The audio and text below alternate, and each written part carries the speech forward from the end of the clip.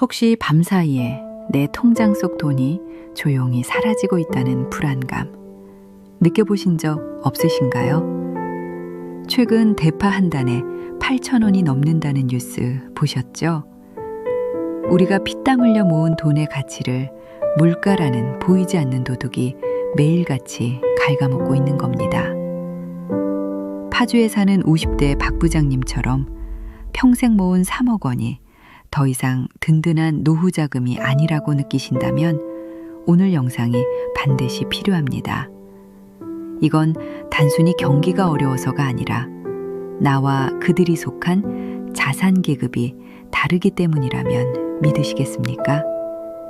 이미 소수의 부자들은 철저히 지키고 있는 대한민국 자산 계급 7단계의 비밀, 지금 확인하지 않으시면 10년 후 완전히 다른 노후를 맞이하게 될지도 모릅니다. 당신의 현재 위치는 어디쯤일까요? 혹시 매일 아침 눈을 뜰 때마다 밤사이 세상이 또 얼마큼 변했는지 두려운 마음이 드신 적 없으신가요? 평생 당연하게 여겼던 것들의 가치가 송두리째 흔들리고 있다는 불안감 말입니다. 여기 자신의 모든 것을 걸어 지켜온 성이 모래성처럼 허물어지는 것을 묵묵히 지켜봐야 했던 한 남자의 이야기가 있습니다. 강칠성 노인은 그날도 어김없이 새벽 공기를 가르며 동네 어귀의 작은 공원으로 향했다. 그의 손에는 빳빳한 1,000원짜리 몇 장과 낡은 신문지가 들려 있었다. 공원 벤치에 앉아 밤새 무슨 일이 있었는지 훑어보는 것은 40년 넘게 성실한 공무원으로 살아온 그의 유일한 낙이자 평생의 습관이었다. 하지만 언제부턴가 신문 일면을 장식하는 숫자들은 그에게 위안이 아닌 생경한 공포로 다가왔다. 물가 상승률, 금리 인상, 자산 격차 같은 단어들은 마치 해독할 수 없는 암호처럼 그의 단단했던 일상에 미세한 균열을 내고 있었다. 어이, 강공무원. 오늘도 출근 도장 찍으셨네. 껄껄 웃으며 다가오는 이는 평생의 친구 최만식이었다. 시장통에서 잔뼈가 굵은 최 노인은 강 노인과는 삶의 궤적이 전혀 다른 사람이었다. 강 노인이 국가의 녹을 먹으며 안정적인 길을 걸어왔다면 최 노인은 돈의 흐름을 맨몸으로 부딪히며 파도를 넘어온 사람이었다. 최 사장, 자네야말로 대단하네. 그놈의 장사는 지겹지도 않나. 강 노인이 퉁명스럽게 받아쳤지만 얼굴엔 희미한 미소가 걸려 있었다. 둘은 평생을 그렇게 티격태격하며 서로의 가장 든든한 버팀목이 되어주었다. 최 노인이 강 노인의 옆에 털썩 주저앉으며 신문 귀퉁이를 곁눈질했다. 또 그놈의 숫자들 보고 있구먼. 자네는 평생을 종이랑 숫자만 파더니 늙어서도 버릇을 못 고쳐. 그거 보고 있으면 쌀이 나와, 돈이 나와? 모르는 소리. 세상 돌아가는 걸 알아야 내 자리 하나라도 지키는 게야. 내 통장에 들어있는 3억이 그냥 3억인 줄 아나? 다 이런 정보들이 모여서 지켜내는 성벽 같은 돈이라고. 강 노인의 목소리에는 자부심이 가득했다. 그에게 통장 속 3억 원은 단순한 숫자가 아니었다. 아내와 사별하고 홀로 아들 민준을 키우며 남들 하는 것만큼은 해주고 싶어 허리띠를 졸라매고 밤낮으로 뛰어온 세월의 훈장이었다. 비록 강남의 번듯한 아파트는 아니지만 파주에 소박한 보금자리 하나 마련하고 아들 대학까지 보낸 뒤 남은 그 돈은 그의 남은 생을 지켜줄 철옹성이자 자존심 그 자체였다. 그는 이 성벽만 있다면 어떤 세상의 풍파도 막아낼 수 있으리라 굳게 믿었다. 최 노인은 그런 친구가 안쓰러우면서도 한편으로는 답답했다. 그는 시장 바닥에서 돈의 무서움을 뼈저리게 느낀 사람이었다. 어제의 10,000원이 오늘의 10,000원이 아니라는 것을, 보이지 않는 손이 매일같이 사람들의 주머니를 털어가고 있다는 것을 그는 온몸으로 알고 있었다. 칠성아, 성벽은 말이다. 적이 누구인지 알아야 제대로 쌓는 법이야. 자네가 지금 싸우고 있는 적은 눈에 보이는 도둑놈이 아니야. 매일같이 자네 통장 속 돈의 가치를 갉아먹는 시간이고 물가라는 놈이라고. 자네가 쌓은 성은 튼튼할지 몰라도 성 안의 땅이 조금씩 꺼지고 있는 거란 말일세. 됐네? 이 사람아. 아침부터 재수 없는 소리는. 난 자네처럼 요행을 바라고 돈 놓고 돈 먹기 하는 장사치가 아니야. 내 방식대로 땀 흘려 모은 돈이 가장 안전한 법이야. 강 노인은 신문을 탁 소리나게 접으며 자리에서 일어났다. 그는 친구의 조언을 그저 뜬구름 잡는 소리, 자신과는 다른 계급의 사람들이나 하는 이야기로 치부했다. 자신의 3억 원은 안전했고 아들 민준이 자리 잡고 결혼할 때쯤이면 든든한 버팀목이 되어줄 것이라 믿어 의심치 않았다. 그날 저녁 아들 민준에게서 걸려온 전화 한 통이 그 견고했던 성의 대문을 부수기 전까지는 말이다. 아버지, 저 민준이에요. 주말에 잠깐 찾아뵈어도 될까요? 아들의 목소리는 어딘지 모르게 잠겨 있었다. 강노인은 대수롭지 않게 생각했다. 늘 무뚝뚝하고 표현에 서툰 아들이었다. 그저 오랜만에 아비 얼굴이 보고 싶겠거니 기특한 마음에 그는 주말 내내 아들이 좋아하던 갈비찜이며 나물 반찬을 정성껏 준비했다. 주말 오후 민준이 어두운 얼굴로 집에 들어섰다. 강노인은 애써 아들의 표정을 외면하며 상다리가 휘어지게 차린 밥상을 내밀었다. 어색한 침묵 속에서 숟가락 소리만이 오갔다. 밥을 반쯤 비웠을까 민준이 무겁게 입을 열었다. 아버지 드릴 말씀이 있어요. 강노인의 심장이 쿵 내려앉았다. 아들의 얼굴에는 지난 몇 년간 그가 한 번도 보지 못했던 깊은 절망과 좌절이 새겨져 있었다. 민준은 2년 전 친구와 함께 작은 스타트업을 시작했다. 강노인은 비록 탐탁지는 않았지만 아들의 꿈을 묵묵히 응원해 주었다. 그것이 아비의 역할이라 생각했다. 사업이 잘 안 됐어요. 정리해야 할 것 같아요. 그래, 그럴 수도 있지. 젊어서 하는 고생은 사서도 한다잖냐. 너무 기죽지 마라. 다시 시작하면 돼. 강노인은 애써 태어난 척 아들의 어깨를 두드렸다. 하지만 민준의 다음 말은 그의 무너지는 가슴에 비수를 꽂았다. 그냥 그렇게 간단한 문제가 아니에요. 빚이 너무 많아요. 빚 얼마나 되는데? 민준은 차마 아버지의 얼굴을 보지 못하고 고개를 떨구었다. 그의 입에서 나온 숫자는 강노인의 숨을 멎게 만들었다. 1억 5천만 원.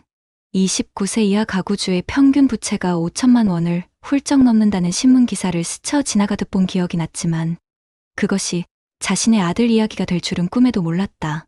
1억 5천. 그가 평생을 바쳐 쌓아 올린 성벽의 절반을 단번에 허물어야 하는 액수였다. 아버지 죄송해요. 정말 죄송해요. 하지만 이 돈을 막지 못하면 저는 신용불량자가 돼요. 평생을 빚쟁이로 살아야 해요. 제 인생은 그걸로 끝이에요. 민준은 끝내 무릎을 꿇고 오열했다. 아들의 무너진 모습 앞에서 강노인의 머릿속은 하얗게 비어버렸다. 평생을 지켜온 자존심과 아들의 인생. 그는 선택의 기로에 서야 했다. 월 250만 원씩 아껴 쓴다 해도 10년은 좋게 버틸 수 있으리라 생각했던 그의 노후 자금. 그 생존 자금이 아들의 눈물 앞에서 모래알처럼 흩어지고 있었다. 며칠 밤을 뜬 눈으로 지새운 강노인의 얼굴은 잿빛으로 변해 있었다. 그는 결국 평생을 자신의 분신처럼 여겼던 통장을 해지하기로 결심했다. 은행 창구에 앉아 서류에 도장을 찍는 그의 손이 사시나무처럼 떨렸다. 통장 잔고의 앞자리 숫자가 3에서 1로 바뀌는 순간 그는 자신의 인생 절반이 공중으로 증발하는 듯한 허탈감에 휩싸였다. 돈을 붙이고 며칠 뒤 아들에게서 짧은 문자 메시지가 왔다. 감사합니다, 아버지. 다시는 실망시켜 드리지 않겠습니다. 그 12글자가 뭐라고? 강노인은 휴대폰을 붙잡고 한참을 소리 없이 울었다. 괜찮다. 아들 인생을 살렸으니 그것으로 된 것이다. 남은 돈으로 어떻게든 살아가면 된다. 그는 스스로를 몇 번이고 다독였다. 하지만 현실은 그의 자기 위안보다 훨씬 더 차갑고 냉정했다. 통장 잔고가 줄어들자 세상의 모든 것들이 그를 위협하기 시작했다. 병원비 고지서는 이전보다 훨씬 더 위협적으로 느껴졌고 시장에서 8,000원짜리 대파 한 단을 들었다 놨다 하기를 몇 번이나 반복했다. 친구 최노인이 했던 말이 독침처럼 귓가에 박혔다. 성안의 땅이 꺼지고 있다는 그 말이 이제야 현실의 공포로 다가왔다. 자신은 여전히 월급을 받던 시절의 사고방식에 갇혀 노동소득이 끊긴 세상에서 자본이 어떻게 스스로를 지켜내는지 전혀 모르고 있었다. 그는 평생 처음으로 계급이라는 단어를 떠올렸다. 돈이 돈을 버는 시스템을 가진 사람들과 자신의 시간과 노동을 팔아 겨우 돈을 모으는 사람들. 자신은 후자에 속했고 아들 민준 역시 그 굴레를 벗어나지 못하고 있었다. 그는 아들에게 가난을 대물림한 것만 같아 죄책감에 시달렸다.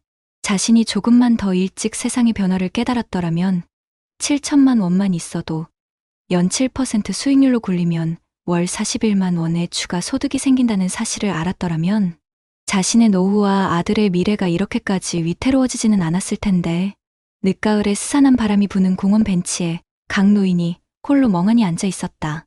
그의 곁으로 최 노인이 다가와 말없이 따뜻한 캔커피 하나를 건넸다. 아들 문제는 잘 해결됐나? 강 노인은 고개를 끄덕였다. 최 노인은 더 이상 묻지 않았다. 친구의 헬스케진 얼굴에 모든 답이 쓰여 있었다. 한참의 침묵이 흐른 뒤 강 노인이 죄인처럼 작은 목소리로 입을 열었다. 만식아, 내가 틀렸던 것 같다. 나는 내 성이 세상에서 가장 튼튼한 줄 알았어. 그런데 그 성은 포탄 한 방에 무너지는 게 아니더군. 성벽 밑에서부터 야금야금 파고드는 흰개미떼에 무너지는 거였어.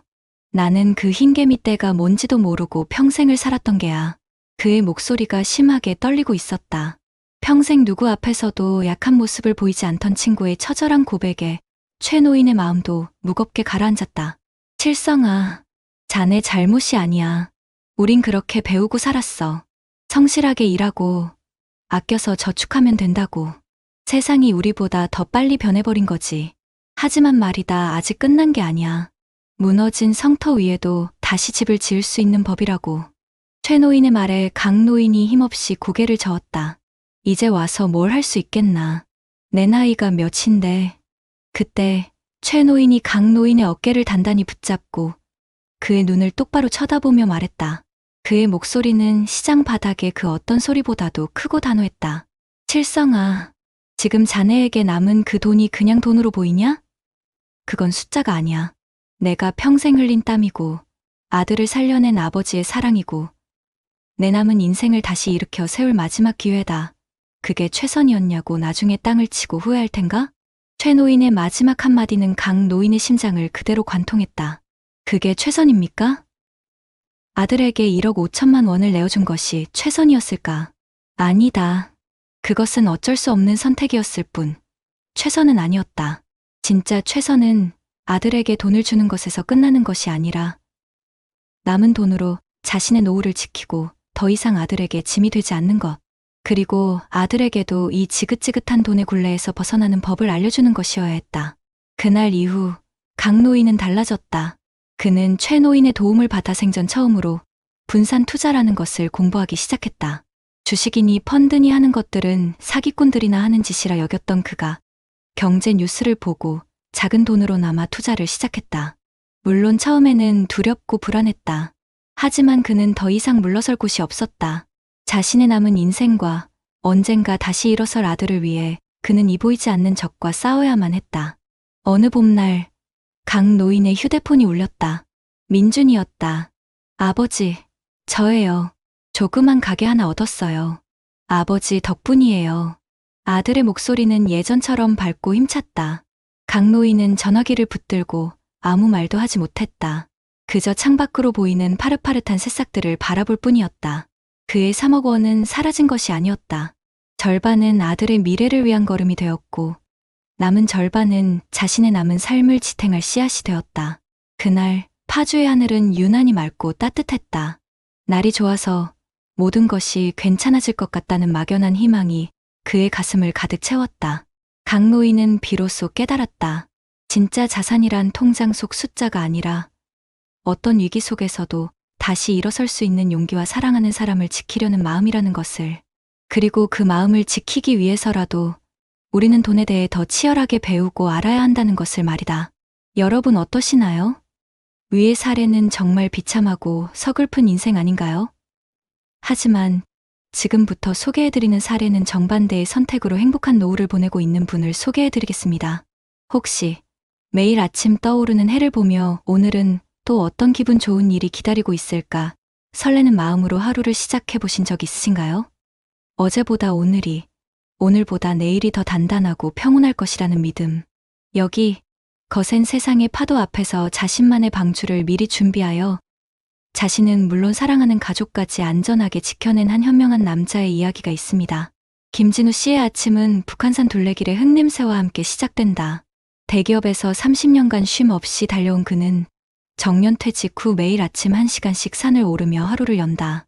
그의 손에는 구겨진 신문지 대신 등산용 스틱과 작은 보온병이 들려있다. 정상 부근의 약수터에 앉아 따뜻한 차를 마시며 멀리 펼쳐진 서울 시내를 내려다보는 것은 치열했던 지난 세월을 보상받는 그만의 평화로운 의식이다.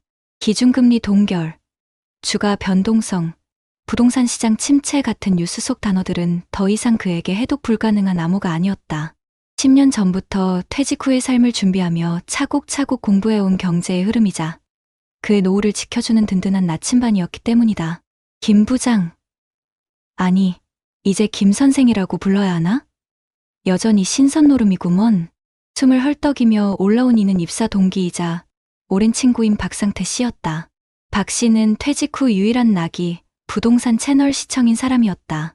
김진우 씨가 퇴직금과 모아둔 돈을 계란은 한 바구니에 담지 않는다는 원칙 아래 연금, 배당주, 채권 등으로 나누어 관리하는 것을 못마땅하게 여기는 친구이기도 했다.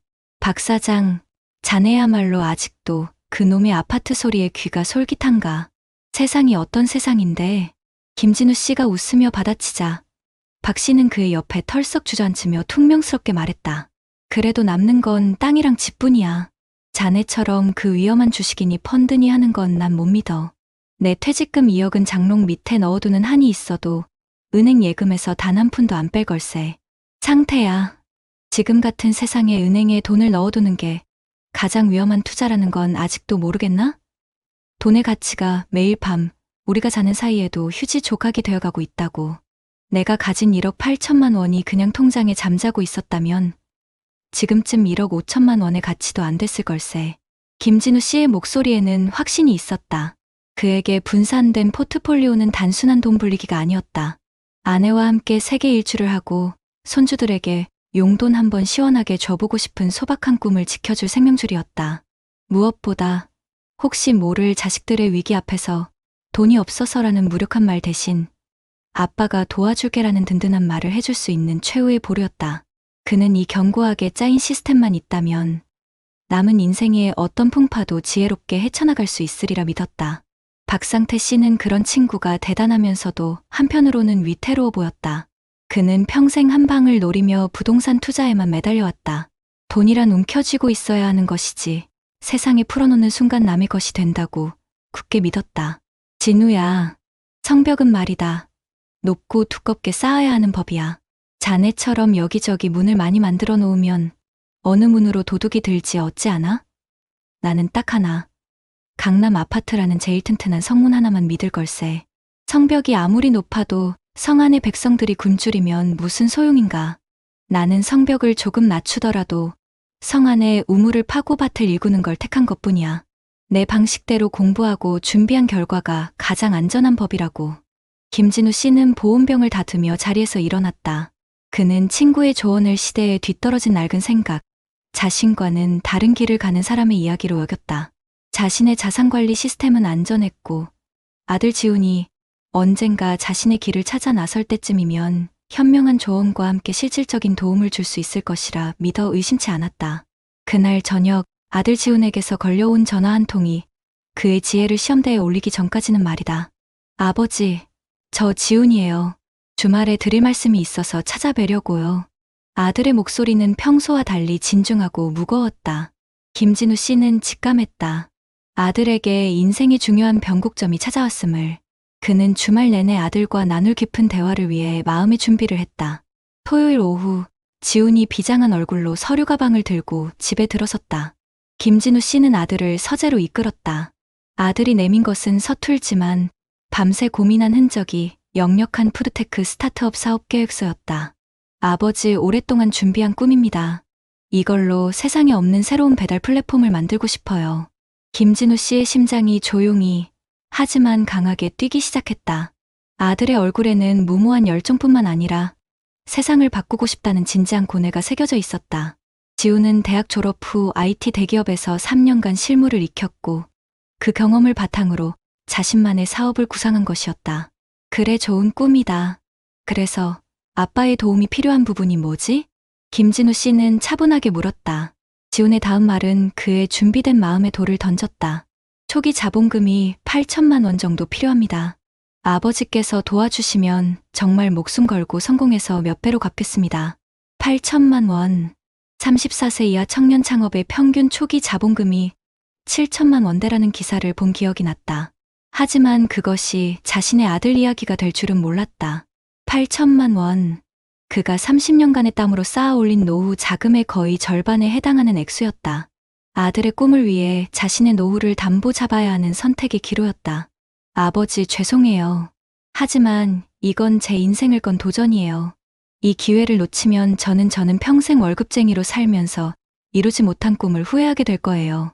지우는 무릎을 꿇는 대신 아버지의 눈을 똑바로 바라보며 자신의 비전을 열정적으로 설명했다. 아들의 반짝이는 눈빛 앞에서 김진우 씨의 머릿속은 그 어느 때보다 냉철하고 빠르게 움직였다. 평생을 지켜온 자산과 아들의 미래, 그는 이 두 가지를 모두 지켜낼 방법을 찾아야만 했다. 그냥 돈을 내어주는 것은 아들을 불확실한 전쟁터에 총 한 자루 없이 내보내는 것과 같았다. 며칠간 김진우 씨는 아들의 사업 계획서를 자신의 일처럼 파고들었다. 밤에는 관련 서적을 읽고 낮에는 세무사와 변호사 친구들에게 자문을 구했다. 그는 결코 자신의 노후 자금을 증여라는 이름으로 떼어줄 생각이 없었다. 대신 아들의 첫 번째 투자자가 되기로 결심했다. 아들을 다시 서재로 부른 김진우 씨는 자신이 검토한 내용을 담은 서류를 내밀었다. 지훈아, 내 꿈을 응원한다. 하지만 아빠는 내게 8천만 원을 그냥 줄 수 없다. 그건 너와 나, 우리 모두를 망치는 길이다. 지훈의 얼굴에 실망감이 스치는 것을 보며 김진우 씨는 단호하지만 따뜻한 목소리로 말을 이었다. 대신 아빠가 내 회사의 1호 투자자가 되겠다. 초기 자본금 8천만 원 중 4천만 원은 아빠가 지분 투자를 하겠다. 그리고 나머지 4천만 원은 내가 직접 정부의 청년 창업자금 대출을 통해 마련해라. 그 과정에서 내 사업 계획서는 훨씬 더 단단해질 거고 너는 돈의 무서움을 배우게 될 거다. 아빠는 그 모든 과정을 함께 돕겠다. 이게 내가 내 꿈을 진정으로 응원하는 방식이다. 아들에게 8천만 원을 그냥 주는 것은 쉬운 길이었다. 하지만 김진우 씨는 그것이 최선이 아님을 알았다. 진짜 최선은 아들에게 돈을 주는 것에서 끝나는 것이 아니라 아들이 스스로 돈을 만들고 지키고 불리는 법을 배우도록 돕는 것이었다. 자신의 노후 자산을 지키는 동시에 아들에게는 돈으로 살 수 없는 생존법을 가르쳐주는 것. 그것이야말로 아버지가 줄 수 있는 최고의 유산이었다. 그날 이후 부자는 단순한 부자 관계를 넘어 든든한 사업 파트너가 되었다. 김진우 씨는 자신의 경험과 인맥을 총동원해 아들의 사업을 도왔고 지우는 아버지라는 든든한 멘토 덕분에 수많은 시행착오를 줄일 수 있었다. 그의 노후 자금 1억 8천만 원에서 나간 4천만 원은 사라진 돈이 아니라 아들의 미래와 자신의 노후 모두에 투자된 가장 가치 있는 성장주가 되었다. 1년 뒤 어느 봄날 김진우 씨 부부는 아들이 만든 앱으로 주문한 샐러드를 먹으며 흐뭇하게 웃고 있었다.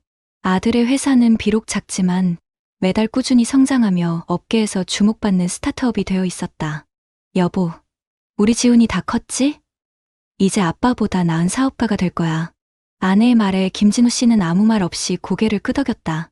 그의 휴대폰에는 아들 회사로부터 받은 첫 분기 배당금 입금 알림이 떠 있었다. 액수는 크지 않았지만 그 어떤 돈보다 값지고 달콤했다. 그의 1억 8천만 원은 줄어든 것이 아니었다. 일부는 아들의 꿈을 키우는 걸음이 되었고 나머지는 안정적인 배당주와 연금 속에서 여전히 그의 노후를 든든하게 지키고 있었다. 그날 북한산 위로 보이는 하늘은 유난히 푸르고 선명했다. 김진우 씨는 비로소 깨달았다. 진짜 자산이란 통장 속 숫자가 아니라 어떤 위기 속에서도 지혜롭게 문제를 해결하는 능력과 사랑하는 사람과 함께 성장하려는 마음이라는 것을, 그리고 그 마음을 지키기 위해서라도 우리는 돈에 대해 더 치열하게 공부하고 현명하게 다룰 줄 알아야 한다는 것을 말이다. 앞선 사례들을 잘 보셨나요? 이런 문제들과 관련해서 전문가들과 통계 자료를 소개해드리겠습니다. 어르신들, 방금 보신 강칠성 어르신의 이야기가 혹시 남의 일처럼 들리시던가요? 평생을 공무원으로 성실하게 사셨는데도 노후가 불안하다니. 참 마음이 아프고 또 한편으로는 덜컥 겁이 나는 이야기입니다. 하지만 안타깝게도 이게 바로 오늘날 많은 우리 시니어 세대가 마주한 현실입니다. 실제로 작년에 나온 나라 통계만 봐도요. 노인 가구의 거의 절반이 은퇴 후에 최소한의 생활비를 감당할 돈이 부족하다고 합니다. 그리고 지금 가진 돈만으로 예전처럼 쓸 수 있는 가구는 열에 서너 밖에 안 된다고 하니 정말 심각한 상황이 아닐 수 없죠. 가장 큰 문제가 뭐냐면 우리 어르신들 자산의 대부분이 부동산, 그러니까 살고 계신 집 한 채에 몽땅 묶여 있다는 겁니다. 평생 허리띠 졸라매서 마련한 집 한 채가 전 재산인 경우가 태반인데 당장 쓸 수 있는 현금이 없으니 이게 참 답답한 노릇인 거죠. 은행에 넣어둔 예금이나 적금은 물가가 오르는 속도를 도저히 따라가지 못하고요.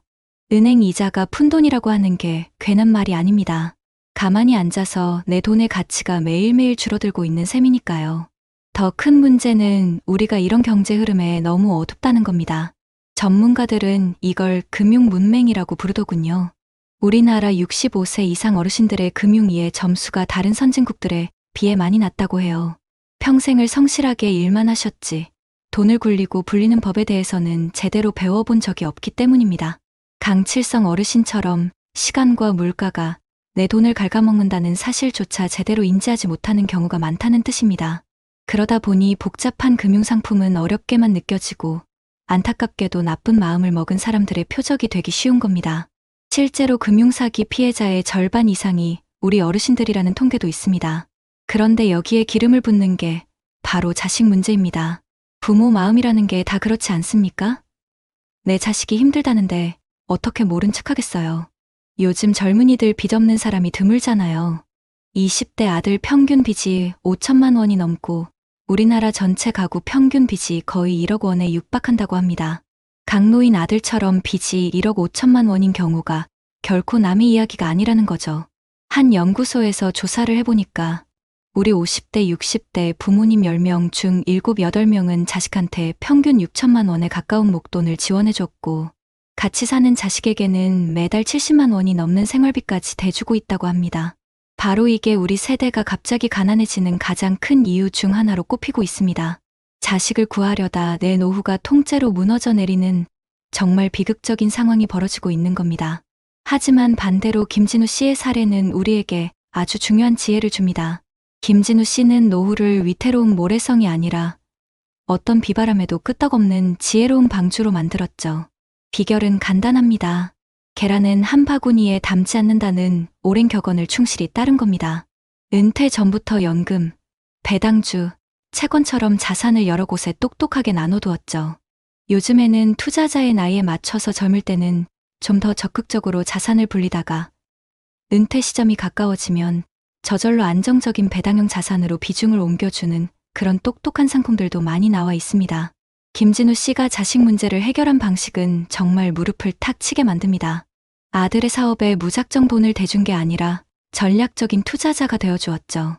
아들에게는 정부 지원 대출을 활용해서 돈의 무서움을 알게 하고 본인은 지분 투자를 통해 아들의 성공이 곧 나의 성공이 되도록 만들었습니다. 이건 단순히 돈을 쥐어준 게 아니라 아들이 스스로 돈을 만들고 불리는 법을 배우도록 길을 열어준 겁니다. 자식에게 물려줄 수 있는 최고의 유산은 바로 이런 금융 교육이 아닐까요? 결국 두 분의 차이는 통장에 찍힌 숫자가 아니었습니다.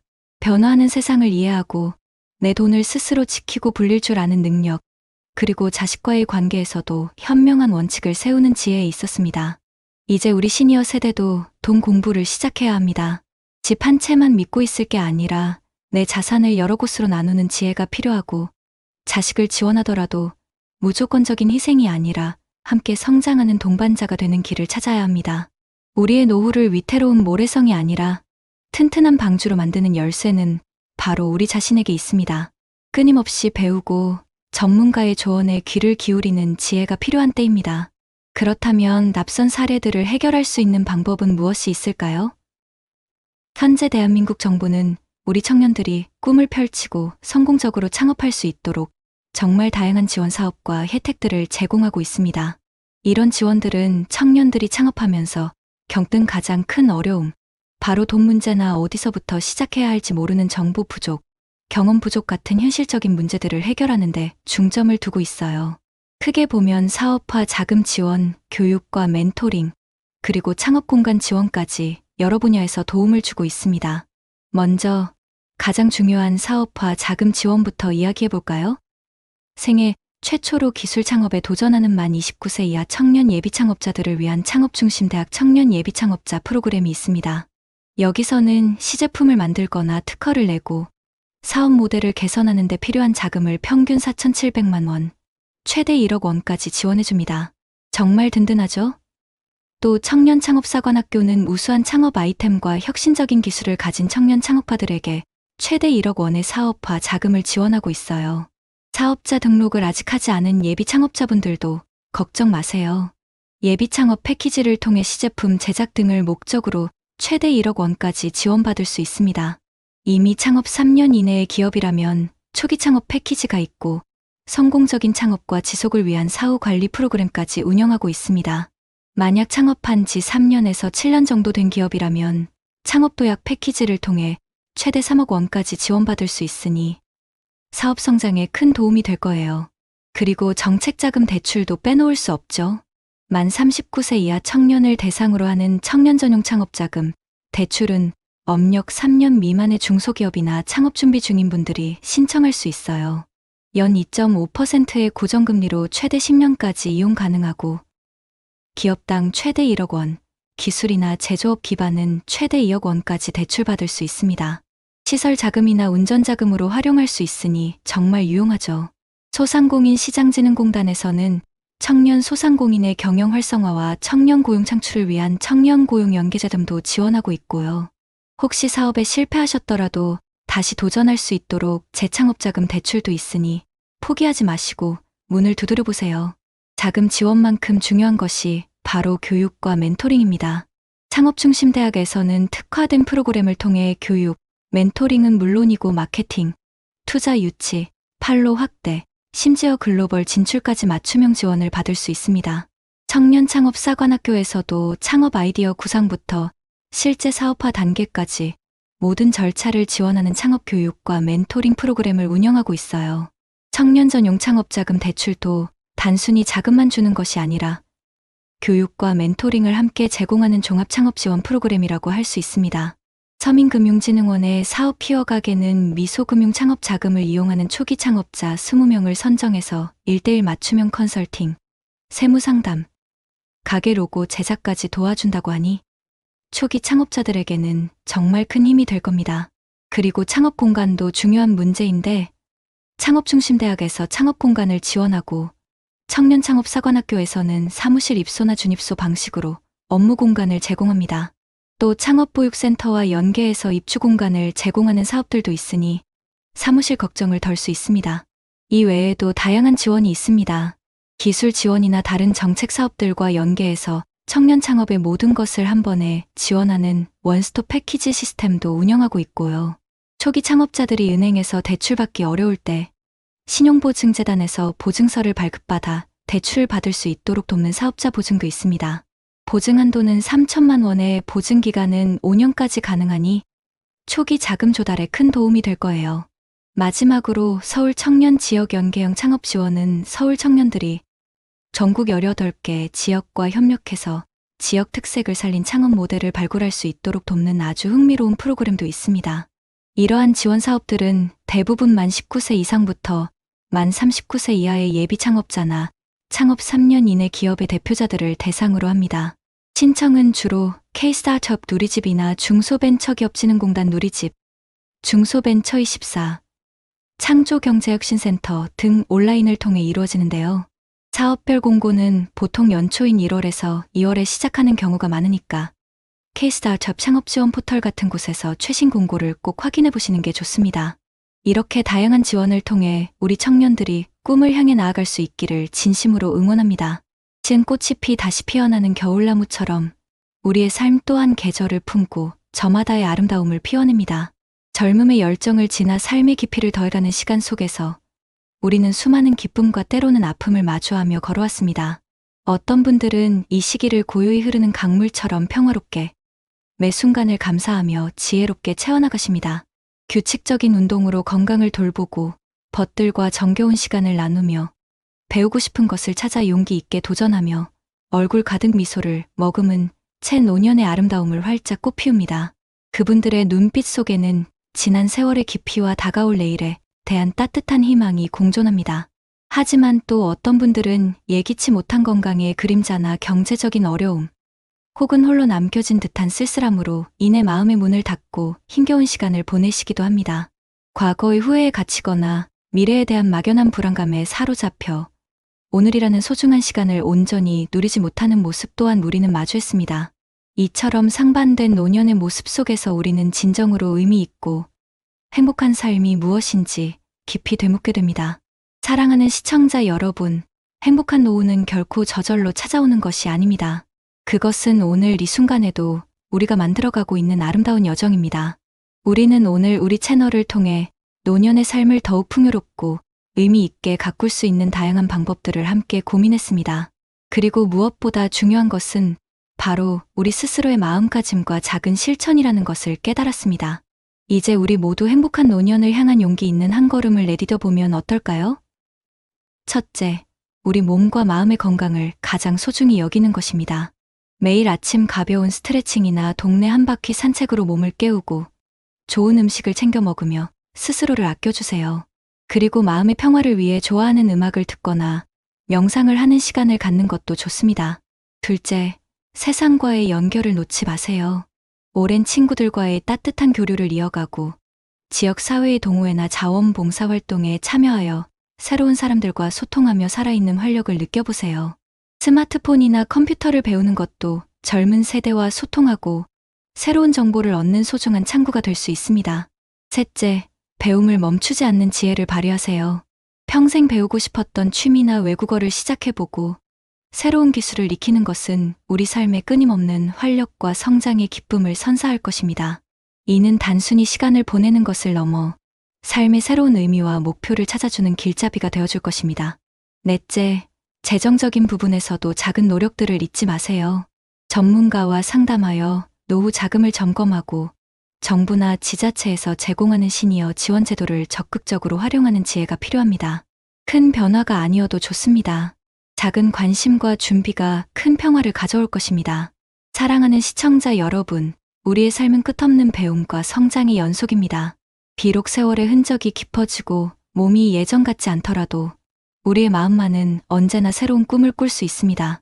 중요한 것은 바로 지금 이 순간을 충만하게 살아가는 우리의 태도입니다.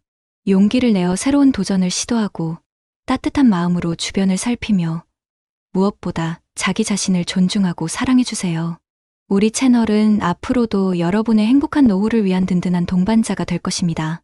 때로는 지혜로운 정보를, 때로는 따뜻한 위로를, 때로는 새로운 영감을 선물하며 여러분의 길을 밝히는 등대가 되겠습니다. 혼자가 아니라 우리 모두가 함께 걸어가는 길임을 잊지 마세요. 우리 각자의 삶은 그 자체로 눈부시게 아름다운 이야기이며 이 길의 끝에서 우리는 찬란한 미소로 서로를 마주할 수 있기를 진심으로 바랍니다. 여러분의 삶이 언제나 사랑과 행복으로 가득하기를 응원합니다. 감사합니다. 똑같이 월급 350만 원을 받는 성실한 두 젊은이가 있습니다. 그런데 왜 3년 뒤 한 명은 서울의 작은 집이라도 알아볼 종잣돈 5천만 원을 손에 쥐고 다른 한 명은 카드 돌려막기에 허덕이는 신용불량 위기에 놓이게 되는 걸까요? 우리 구독자님들, 혹시 자녀분들을 보며 혹은 지난날에 나 자신을 떠올리며 이런 답답함 느껴보신 적 없으신가요? 열심히 안 산 것도 아닌데, 악착같이 안 모은 것도 아닌데 왜 내 통장은 항상 비어 있을까 불안하지 않으셨나요? 문제는 성실함이 아니었습니다. 더 좋은 직장도 아니었습니다. 아무도 알려주지 않았던 돈 모으는 결정적인 순서를 몰랐기 때문입니다. 오늘 이 영상을 놓치신다면 당신의 소중한 자녀는, 혹은 어쩌면 바로 당신은 평생 밑빠진 독에 물만 붓는 인생을 살게 될지도 모릅니다. 3년 안에 인생을 바꾸는 5가지 황금 원칙, 지금 바로 공개합니다. 당신은 평생 모은 돈을 단 한 번의 선택으로 잃어버린 아버지를 이해할 수 있겠습니까? 새벽 4시, 아직 어둠이 채 가시지 않은 남광시장 골목, 희미한 백열등 불빛 아래 채소 가게 박만복 영감과 과일 가게 최일평 영감이 나란히 좌판을 편다. 올해로 꼬박 40년째 같은 자리를 지킨 두 사람은 서로의 기침 소리만 들어도 어젯밤 잠을 설쳤는지 막걸리를 몇 잔 걸쳤는지 훤히 아는 사이다. 쿨럭 아이고, 이놈의 기침은 동트기 전에 꼭 지가 먼저 온다고 신호를 보내네. 먼저 입을 연 것은 만복 영감이었다. 그는 투박한 손으로 갓 씻어 올린 시금치 단을 매만지며 일평영감을 힐끗 쳐다봤다. 일평영감의 낯빛이 어제보다 더 푸석했다. 깊게 펜주름 사이로 밤새 겪었을 고단함이 검은 강물처럼 고여 있었다. 자네 어제 또 못 잤구만. 아들 녀석 전화라도 기다렸나? 일평영감은 대답 대신 멋쩍게 웃으며 탐스러운 사과 하나를 꺼내 마른 천으로 닦았다. 광이 날수록 그의 얼굴에 드리운 그늘은 더욱 짙어 보였다. 기다리긴 뭘. 지가 알아서 잘 사는 놈인데 요새 그놈 돈 버는 재미에 푹 빠졌어. 어제는 그러대. 아부지, 이제 이 고생 그만하고 떡하니 건물 하나 사서 편하게 사시라고. 어찌나 대견한지. 건물? 허허, 이놈 말본새하고는. 자네 아들 상우가 뭐 주식이라도 해서 대박이라도 쳤다던? 만복 영감의 물음에 일평 영감의 어깨가 으쓱 올라갔다. 아들 자랑은 고된 시장 인생의 유일한 낙이자 자부심이었다. 주식은 기본이고 뭐랬더라 코코인? 그거 한다대. 젊은 애들이 하는 건데 머리가 좋아야 한다고. 우리 상우가 또 한 머리 하지 않나. 몇 달 안 돼서 벌써 외제차를 뽐내 만회하는 걸 내가 뜯어말렸어. 애비는 평생 리어카 끄는데 자식이 번쩍이는 차 끌고 다니면 남들 보기 부끄럽지 않겠나. 쯧쯧, 자식 잘 키웠네. 우리 아들놈은 말이야. 아직도 적금 통장 깬다는 소리만 하면 기겁을 해. 아부지, 집 짓는데 기둥부터 세우고 지붕을 올려야지. 어떻게 대들보부터 올리냐고 잔소리를 해대는데 아주 그냥 지 애미 잔소리를 빼다 박았어. 두 영감의 대화는 늘 이런 식이었다. 일평은 아들 상우의 화려한 성공 신화를 늘어놓았고 만복은 제 아들의 답답할 정도의 성실함을 투덜거리듯 자랑했다. 상우는 월급 350만 원을 받는 평범한 회사원이지만 남다른 투자 감각으로 3년 안에 아버지를 호강시켜주겠다고 큰소리치는 아들이었다. 만복의 아들은 똑같은 월급을 받으며 3년째 악착같이 돈을 모아 서울 변두리의 작은 집이라도 알아볼 종잣돈 5천만 원을 겨우 손에 쥐었다고 했다. 일평은 속으로 만복의 아들이 안쓰러웠다. 요즘 세상에 어느 천년에 돈 모아서 집을 사나?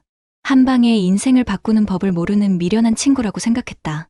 반면 만복은 일평의 이야기를 들을 때마다 어딘지 모르게 마음 한구석이 서늘해지는 것을 느꼈다.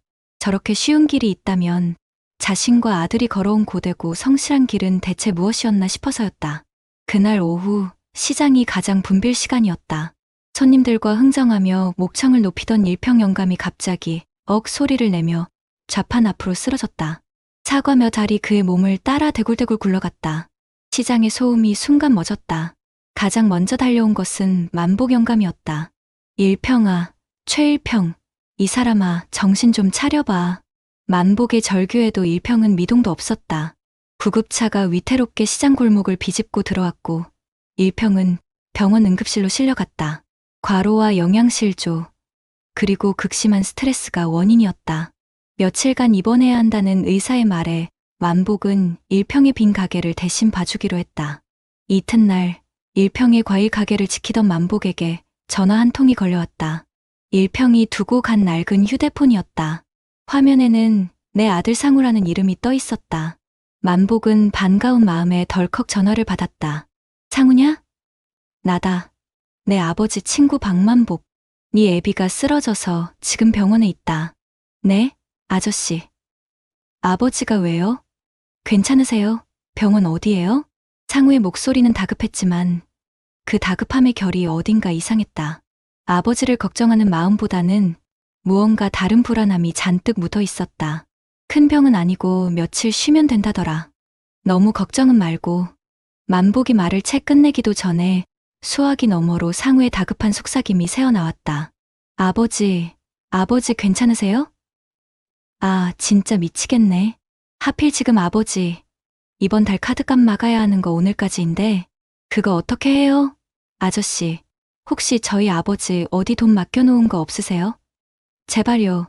이번만 막으면 진짜 다 해결되는데 이거 못 막으면 저 신용불량자 돼요. 아버지. 순간 만복의 머릿속이 망치로 맞은 듯 멍해졌다. 건물주가 되어 아버지를 호강시켜주겠다던 아들의 목소리가 아니었다. 그것은 벼랑 끝에 몰려 마지막 지푸라기라도 잡으려는 절박한 비명이었다. 카드 돌려막기, 신용불량자. 알아들을 수 없는 단어들이 만복의 귀에 비수처럼 날아와 박혔다. 일평이 자랑하던 아들의 성공 신화가 와르르 무너져 내리는 소리가 들렸다. 밑 빠진 도. 만복의 머릿속에 그 단어가 선명하게 떠올랐다. 일평은 평생 허리 한번 펴지 못하고 그 깨진 독에 물을 붓고 있었던 것이다. 며칠 뒤 퇴원한 일평이 힘없이 가게로 돌아왔다. 만복은 아무 말 없이 따뜻한 쌍화차 한 잔을 건넸다. 일평은 말없이 쌍화차만 바라보다가 이내 고개를 떨구고 아이처럼 흐느끼기 시작했다. 그의 어깨는 지난 40년간 쌓아온 세월의 무게보다 더 무겁게 내려앉아 있었다. 내가 다 망쳤어, 만복아. 내 새끼 인생을 내가 다 망쳤다고. 일평의 입에서 모든 진실이 쏟아져 나왔다. 아들 상우는 투자를 해서 돈을 번 것이 아니었다. 처음에는 작은 주식 투자로 시작했지만 손실이 커지자 이를 만회하기 위해 카드론과 현금 서비스에 손을 댔다. 연이자 23%가 넘는 빚은 눈덩이처럼 불어났고 상우는 빚으로 빚을 막는 악순환에 빠져들었다. 일평은 아들이 성공을 향해 나아가는 과정에서 겪는 작은 시련이라 믿었다. 아들의 투자금을 대주기 위해 평생 모은 노후 자금을 내어주고 가게를 담보로 대출까지 받았다. 쓰러지던 그날도 아들의 카드값을 막아주기 위해 사채업자를 만나러 가던 길이었다. 우리 상우가 번듯한 집 한 채는 있어야 장가도 가고 어깨 펴고 살지 않겠나. 내가 조금만 더 밀어주면 금방 일어설 거라고 그렇게 믿었네. 밑 빠진 독인 줄도 모르고 썩은 기둥에 금칠만 하고 있었던 게지. 이 멍청한 늙은이가. 일평은 제 가슴을 치며 통곡했다. 만복은 말없이 그의 등을 두드려 주었다. 한참을 울던 일평이 겨우 진정되자 만복은 가게 구석에 놓여있던 낡은 항아리 하나를 들고 왔다. 귀퉁이가 살짝 깨져 금이 간 더 이상은 쓸 수 없는 독이었다. 만복은 그 항아리를 일평 앞에 내려놓았다. 일평아. 그의 목소리는 낮고 단단했다. 자네 아들이 집을 짓고 싶어 했지. 그렇지? 일평은 말없이 고개를 끄덕였다. 그런데 말이야. 순서가 틀렸어. 집을 지을 땐 말이다. 가장 먼저 땅부터 파고 주춧돌을 놔야 하는 법이야. 그게 비상금이라는 거다. 갑자기 비가 오고 바람이 불어도 무너지지 않게 버텨주는 돈. 하다못해 300만 원이라도 손에 쥐고 있어야 사람이 불안하지 않은 게야. 만복은 깨진 항아리에 바닥을 손으로 툭툭 쳤다. 그 다음엔 뭘 해야겠나? 주변에 무너질 것 같은 담벼락이 있으면 그거부터 허물고 새로 쌓아야지. 그게 바로 빚 갚는 거다. 특히 신용카드 빚처럼 이자가 무서운 놈들은 내 집 비둥을 갉아먹는 흰개미 같은 놈들이야. 그거부터 안 잡으면 아무리 좋은 집을 지어도 속부터 썩어 문드러지는 걸세. 23% 이자 내는 빚을 갚는 건 말이다. 23%짜리 적금을 드는 것보다 더 확실한 돈벌이야. 그걸 왜 몰랐나. 만복의 목소리가 조금씩 높아졌다. 그의 눈시울도 붉게 젖어들고 있었다. 그 다음에 그제야 기둥을 세우는 거야. 나라에서, 회사에서 도와주는 퇴직연금이니 세금 깎아주는 연금저축이니 하는 단단한 기둥들 말일세. 그건 나라가 우리 같은 늙은이들 굶어 죽지 말라고, 회사가 평생 고생한 값 채워준다고 공짜로 보태주는 돈이야. 그것도 걷어차고 대체 뭘 한 건가. 그 단단한 기둥들 다 세우고 나서 그래도 돈이 남으면 그때 가서 비로소 예쁜 창문도 달고 멋들어진 대문도 다는 투자라는 걸 하는 걸세. 그게 순서야. 그게 돈 모으는 사람들이 목숨처럼 지키는 원칙이라고. 만복은 숨을 고르며 깨진 항아리를 일평의 눈앞에 바짝 들이밀었다. 금이 간 부분이 유독 도드라져 보였다. 그런데 자네 아들은 뭘 했나? 땅도 안 파고 무너지는 담벼락은 그대로 둔 채로 이 깨진 독에다 금태부터 두르려고 한 게야. 그게 최선이었나? 번쩍이는 금태만 두르면 이 구멍이 저절로 막아질 것 같았나? 만보가 왜 이리 어리석은가. 최일평. 자식 사랑이 어떻게 자식의 눈을 멀게 하는 덫이 되게 만드나. 정신 차려. 이 사람아, 평생 모은 자네 인생을 아들 녀석의 헛된 꿈에 저당 잡히는 게 그게 아비가 할 일이냐고 묻고 있자는가. 만복의 절규에 일평은 무너져 내렸다. 정답이었다. 그가 평생을 바쳐 지키고 싶었던 아들은 그가 평생을 바쳐 쌓아올린 인생의 모든 것을 갉아먹고 있었다. 사랑이라는 이름으로 행해진 가장 어리석은 선택이었다. 그는 아들에게 돈을 대준 것이 아니라 가난과 실패로 가는 지름길을 제 손으로 활짝 열어준 것이었다. 그날 이후 시장의 풍경은 조금 달라졌다. 일평은 아들 상우를 불러 모든 빚 내역을 꺼내놓고 함께 눈물을 쏟았다. 그리고 가장 먼저 금리가 높은 대출부터 갚아나가기 시작했다. 화려한 투자의 꿈은 접었다. 대신 부자가 함께 새벽 시장에 나와 일을 도왔다. 만복은 묵묵히 그들 부자를 지켜보며 가끔 따뜻한 국밥 한 그릇을 사주었다. 어느 맑은 가을날 일을 마친 세 남자가 좌판에 앉아 하늘을 올려다봤다. 상우의 얼굴에서 조급함과 허영이 걷히자 비로소 제 나이의 젊은이다운 건강함이 보였다. 아저씨, 감사합니다. 그리고 죄송합니다. 상우가 만복을 향해 깊이 고개를 숙였다. 고개 들어라. 애비 가슴에 대못 박은 놈이 사과는 길게도 한다. 만복의 퉁명스러운 말에 상우의 얼굴이 빨개졌다. 일평이 아들의 어깨를 감싸며 웃었다. 주름 가득한 그의 얼굴에 아주 오랜만에 편안한 미소가 걸렸다. 괜찮다. 이제부터라도 깨진 곳을 막으면 되지. 인생에서 가장 빠른 시작은 어제였지만 두 번째로 빠른 시작은 바로 오늘이라고들 하지 않더냐. 세 사람은 말없이 파란 가을 하늘을 바라봤다. 완벽하게 모든 것이 해결되진 않았지만 그들은 알고 있었다. 가장 중요한 첫걸음을 떼었다는 것을. 깨진 독에 구멍을 막는 일. 그것은 비단 돈 문제뿐만 아니라 무너진 부자 관계를 회복하고 엉망이 된 인생의 순서를 바로잡는 가장 중요하고도 절실한 첫 번째 단추였다. 그 단추를 채우자 비로소 희망이라는 것이 보이기 시작했다. 여러분 어떠시나요? 위의 사례는 정말 비참하고 서글픈 인생 아닌가요?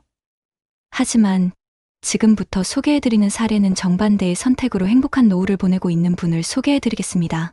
올해 68배 김순자 여사는 경기도의 한 소도시에서 조용한 황혼을 보내고 있습니다. 40년간 아이들을 가르쳤던 초등학교 교사라는 명함은 퇴직과 함께 반납했지만 그녀의 하루는 여전히 분주하고 향기롭습니다.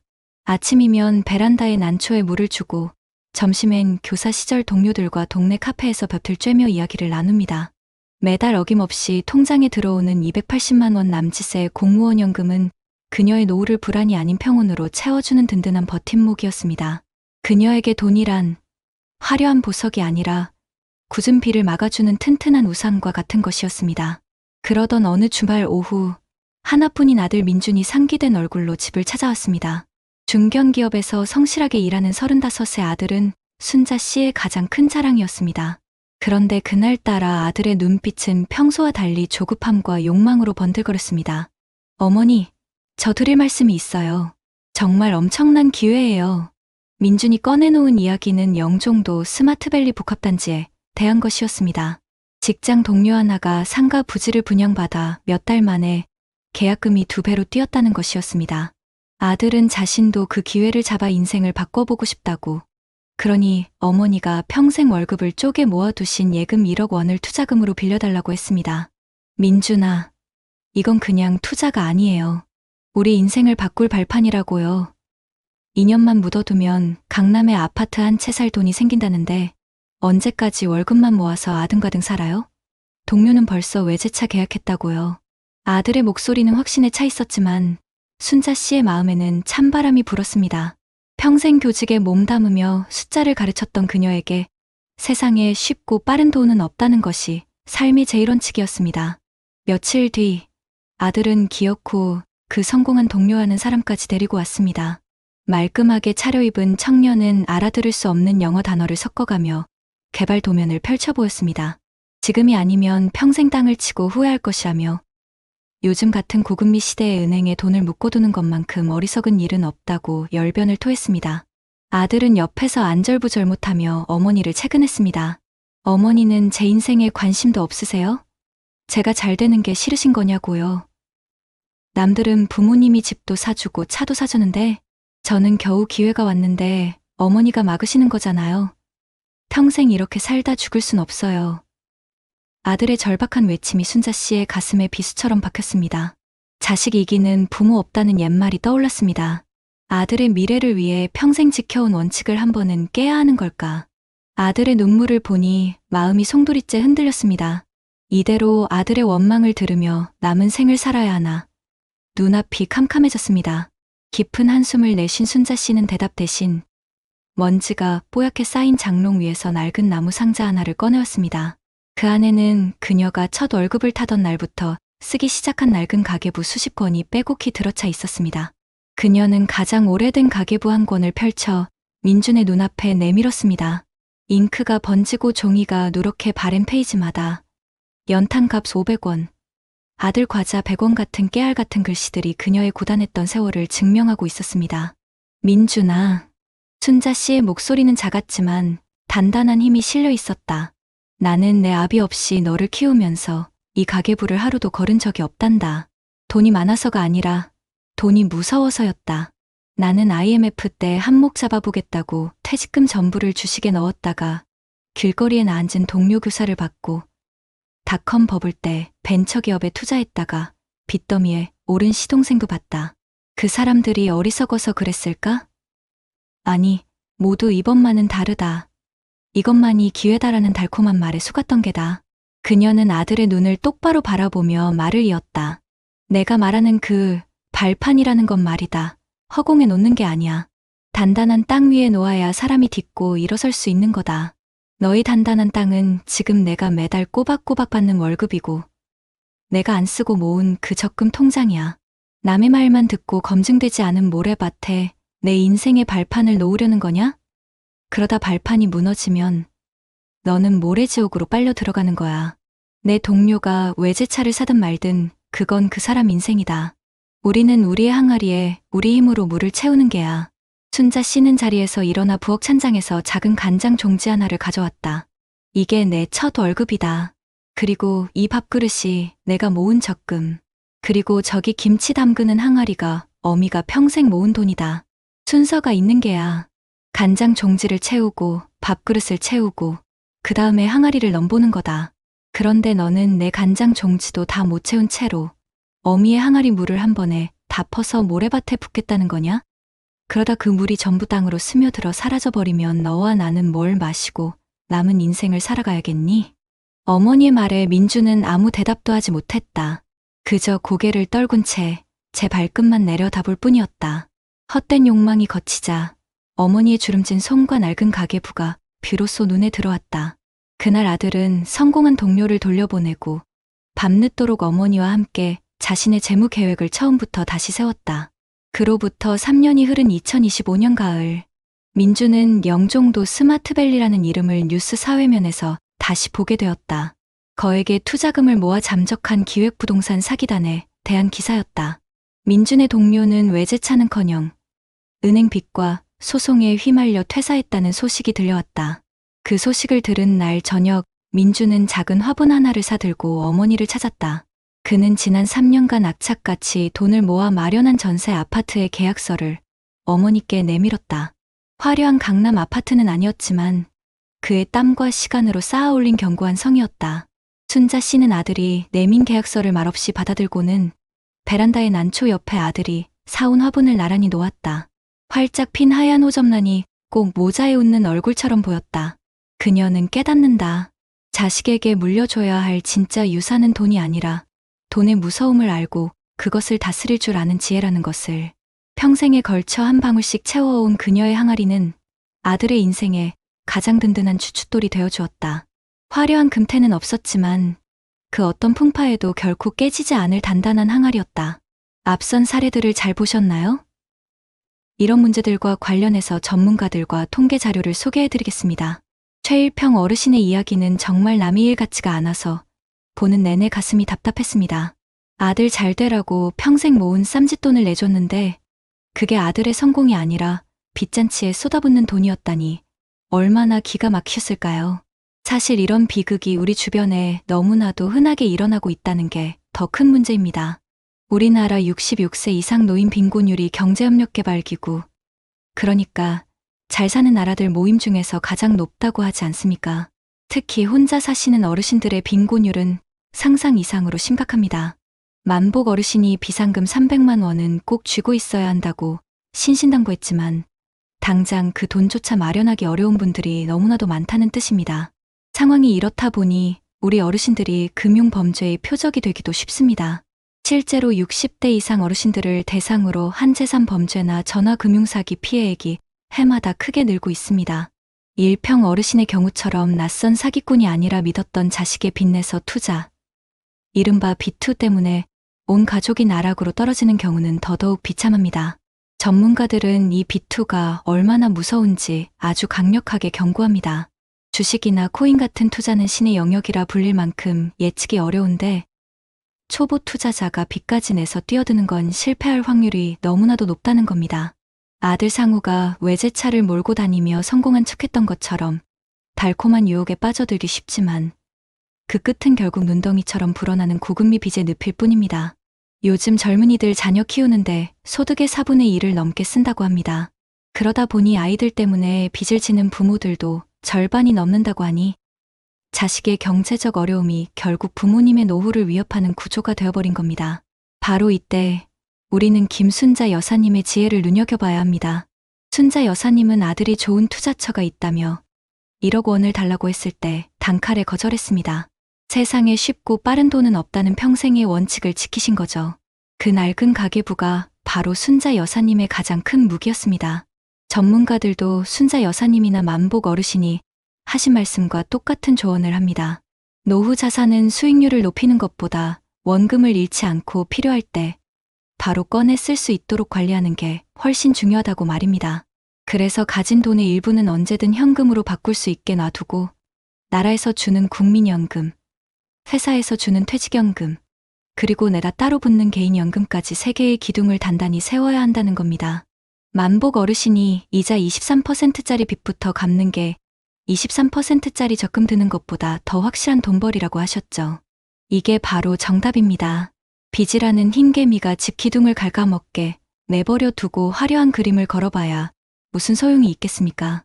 순자 여사님이 평생에 걸쳐 간장 종지부터 채우고 밥그릇을 채우고 마지막에 항아리를 채우셨던 것처럼 돈 관리에는 반드시 순서가 있습니다. 그 순서를 무시하고 깨진 독에 금태부터 두르려고 하면 최일평 어르신처럼 모든 것을 잃게 되는 겁니다.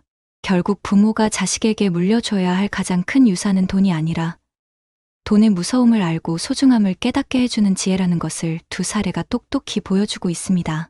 평생 한 방울씩 모아 채운 순자 여사님의 단단한 항아리야말로 어떤 비바람에도 흔들리지 않는 가장 확실한 노후 대비책이라는 점을 꼭 기억하셨으면 좋겠습니다. 그렇다면 앞선 사례들을 해결할 수 있는 방법은 무엇이 있을까요? 먼저 안정적인 노후 소득을 확보하고 빈곤 문제를 해결하는 정책들을 함께 살펴보겠습니다. 최일평 영감님처럼 노후 자금이 고갈되거나 김순자 여사님처럼 연금만으로는 불안감을 느끼는 경우를 막기 위한 방법들이에요. 만 65세 이상 어르신들 가운데 소득 하위 70% 분들에게 매달 생활 안정에 도움을 드리는 기초연금 제도가 있습니다. 2025년 기준으로는 단독 가구에 약 35만 원 정도가 지급되면서 어르신들의 최소한의 생활을 보장해 드리는 거죠.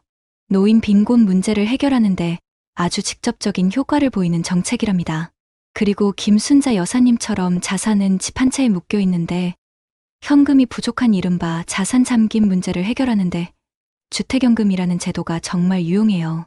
이건 가지고 계신 집을 담보로 맡기고 그 집에 계속 살면서 평생 매달 연금을 받는 방식인데요. 공시가격 12억 원 이하의 주택이라면 신청할 수 있고 국가가 지급을 보증하기 때문에 정말 안정적이에요.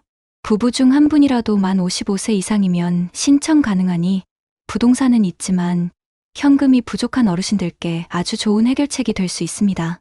또 일하고 싶은 어르신들을 위한 노인 일자리 및 사회활동 지원 사업도 있어요. 공공시설 봉사나 노인, 장애인 돌봄, 지역 환경 개선 같은 다양한 일자리를 통해 월 20만 원에서 70만 원 정도의 추가 소득을 얻으면서 사회활동도 활발하게 하실 수 있답니다. 전문가들은 젊을 때부터 국민연금, 퇴직연금, 그리고 개인연금까지 이른바 3층 연금 구조를 튼튼하게 쌓아 올리는 게 가장 중요하다고 강조해요.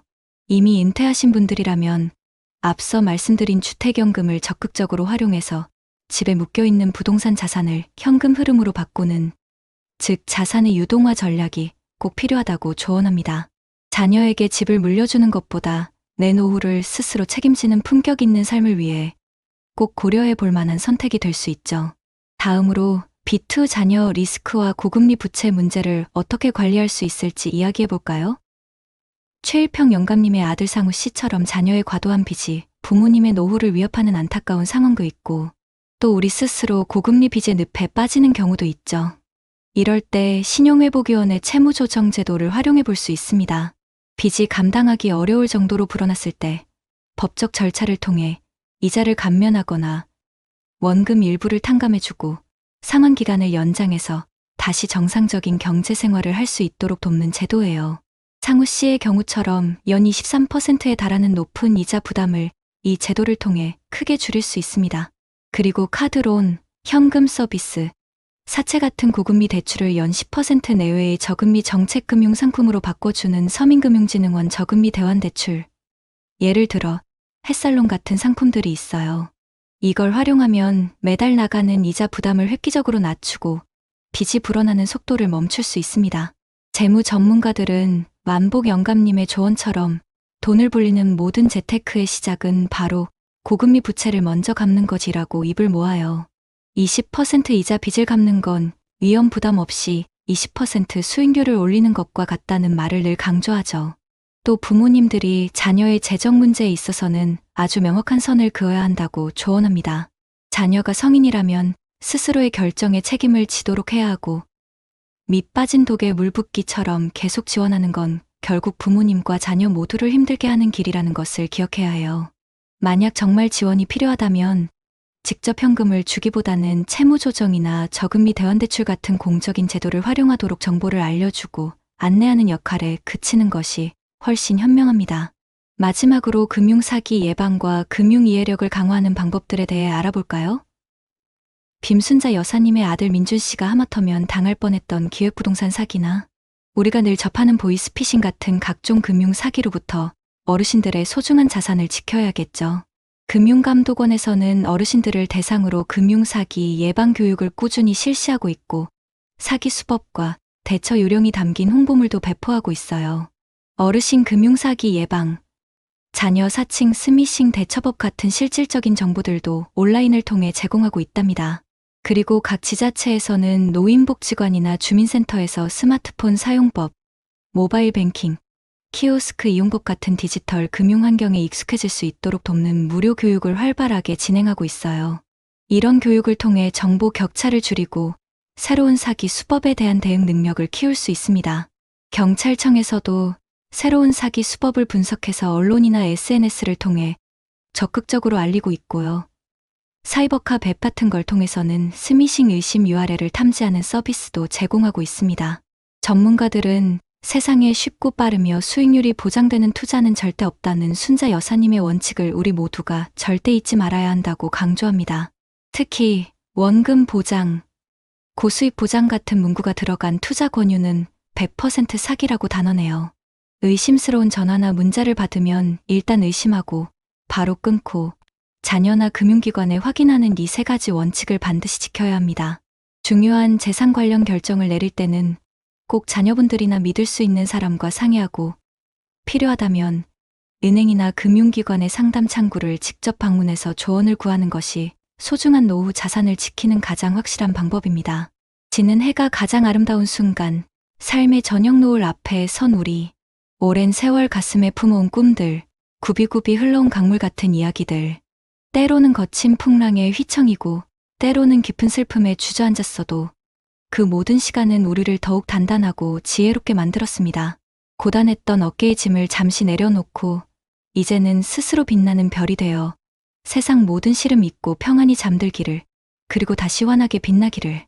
사랑하는 시청자 여러분, 오늘 우리는 최일평 영감님의 마르지 않는 듯했던 노후 자금의 고갈과 자식 빚으로 인한 고통, 김순자 여사님의 넉넉지 않은 연금만으로는 불안한 마음과 소중한 집 한 채에 현금이 묶여버린 자산, 잠김의 어려움, 심지어 금융사기의 위협 앞에서 흔들리는 모습들을 함께 보았습니다. 어쩌면 우리 주변의 이야기이자 우리의 가슴 속에 잠재된 불안감 그 자체였을지도 모릅니다. 우리 모두의 가슴을 저미게 하는 안타까운 사연들이었죠. 하지만 세상에는 이와 상반되는 삶을 살아가는 이들도 분명히 존재합니다. 젊은 시절부터 꾸준히 연금의 씨앗을 뿌려 안정적인 노후 소득을 확보하고 필요할 때는 주택연금으로 부동산 자산을 유동화하여 현금 흐름을 만들어내는 지혜를 발휘하며 자녀에게는 사랑으로 울타리를 쳐주되 스스로의 삶을 책임지도록 격려하는 당당한 부모님들, 또한 새로운 디지털 세상 앞에서 기꺼이 배우고 익히며 보이스피싱과 같은 교묘한 사기의 그림자로부터 자신의 삶을 굳건히 지켜내는 용기 있는 어르신들도 계십니다. 그분들의 노후는 재물에 많고 적음을 넘어 스스로의 삶을 주도하는 품격과 자유로 가득합니다. 얼굴 가득 깊어진 주름만큼이나 깊어진 지혜와 따뜻함으로 세상의 변화를 두려워하지 않고 오히려 즐기며 살아가는 모습은 우리에게 큰 울림과 깊은 감동을 선사합니다. 그분들의 삶은 우리가 꿈꾸는 아름다운 노년에 빛나는 모범이 됩니다. 그렇다면 우리도 저처럼 행복하고 당당한 노년을 맞이하기 위해 무엇을 해야 할까요? 첫째, 노후 소득은 단순히 돈을 넘어 우리의 존엄성을 지키는 힘입니다. 최일평 영감님처럼 자금이 고갈되지 않도록, 김순자 여사님처럼 연금만으로는 불안해하지 않도록 우리는 기초연금과 주택연금이라는 든든한 사회의 안전망을 적극적으로 활용해야 합니다.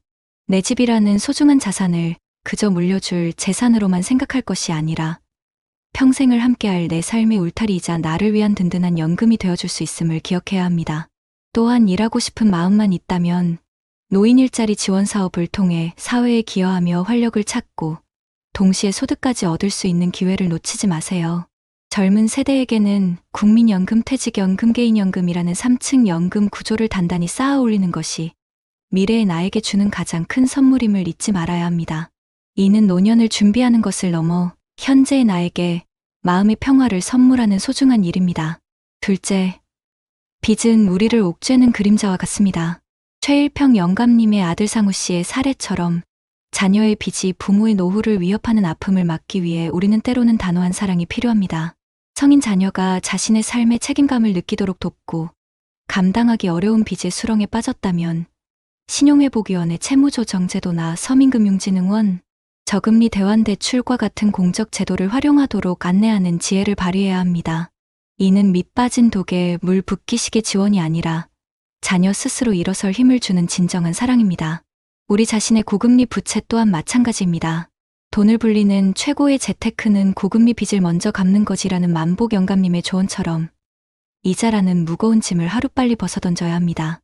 그 과정이 고통스러울지라도 빚에서 해방되는 순간 찾아올 홀가분함과 자유는 무엇과도 바꿀 수 없는 행복을 가져다 줄 것입니다. 마지막으로 금융이해력은 우리가 살아가는 복잡한 세상에서 스스로를 지키는 가장 강력한 무기입니다.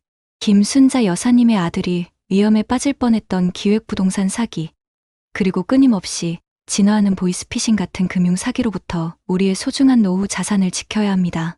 세상에 공짜 점심은 없고 고수익 보장 투자는 사기라는 순자 여사님의 지혜로운 원칙을 가슴에 새기고 의심스러운 전화나 문자를 받으면 일단 의심하고 바로 끊고 가족이나 금융기관에 확인하는 3가지 원칙을 철저히 지켜야 합니다.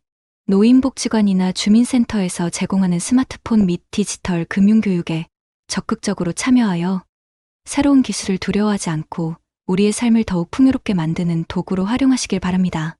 알문 힘이고 그 힘으로 우리는 우리의 노년을 더욱 안전하고 당당하게 만들어갈 수 있습니다. 사랑하는 시청자 여러분, 노년은 삶의 끝이 아니라 또 다른 시작이며 지혜와 품격이 빛나는 아름다운 시기입니다. 비록 예상치 못한 어려움이 찾아와 우리를 흔들지라도 오늘 우리가 함께 나눈 이야기와 방안들이 여러분의 노후의 한 줄기 따뜻한 빛이 되기를 간절히 바랍니다. 서로의 손을 맞잡고 따뜻한 위로와 용기를 주고받으며 함께 지혜를 모아간다면 우리의 노년은 그 어떤 시절보다 빛나고 아름다울 수 있습니다.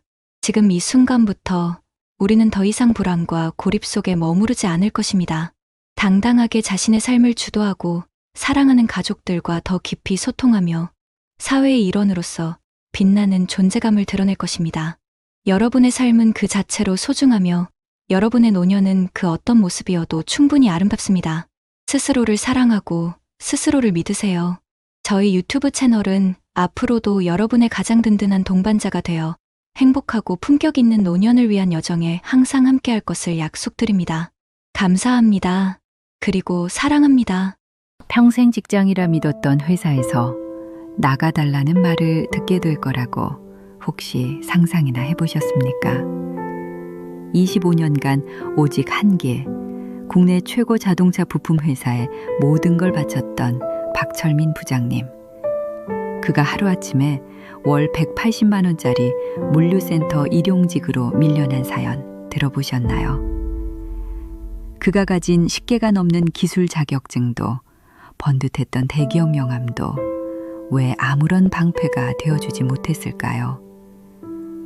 이건 더 이상 남의 이야기가 아닙니다. 지금 대한민국 50대 10명 중 4명이 바로 이런 고용 절벽 앞에 내몰리고 있습니다. 오늘 이 영상을 놓치신다면 10년 뒤 처참하게 비어버린 통장 잔고를 보며 땅을 치고 후회하게 될지도 모릅니다. 당신의 남은 인생 30년을 지킬 마지막 골든타임. 그 현실적인 답을 지금 바로 공개합니다. 스마트폰 액정을 닦던 아내 수희의 목소리는 솜사탕처럼 부드러웠다. 여보, 우리 미영이 웨딩홀 계약금 오늘 보냈대요. 당신 퇴직금으로 떡하니 해주니까 걔가 얼마나 좋아하는지 몰라. 역시 우리 집 기둥은 당신이야. 박철민, 올해 나이 58. 그는 신문을 보는 척하며 아내의 말을 듣고 있었다. 신문지 위로 희미하게 번지는 아내의 미소가 그의 심장을 바늘로 찌르는 듯했다. 기둥. 그 단어는 이제 그에게 너무나도 무겁고 어울리지 않는 갑옷이었다. 아내는 여전히 그가 국내 최고 자동차 부품 회사의 연구소장 출신이라는 사실을 세상 가장 큰 훈장처럼 여기고 있었다.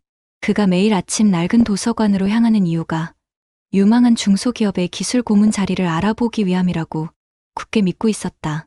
그럼 우리 딸 결혼인데 이 아빠가 그 정도는 해줘야지. 철민은 애써 목소리를 가다듬으며 대답했다.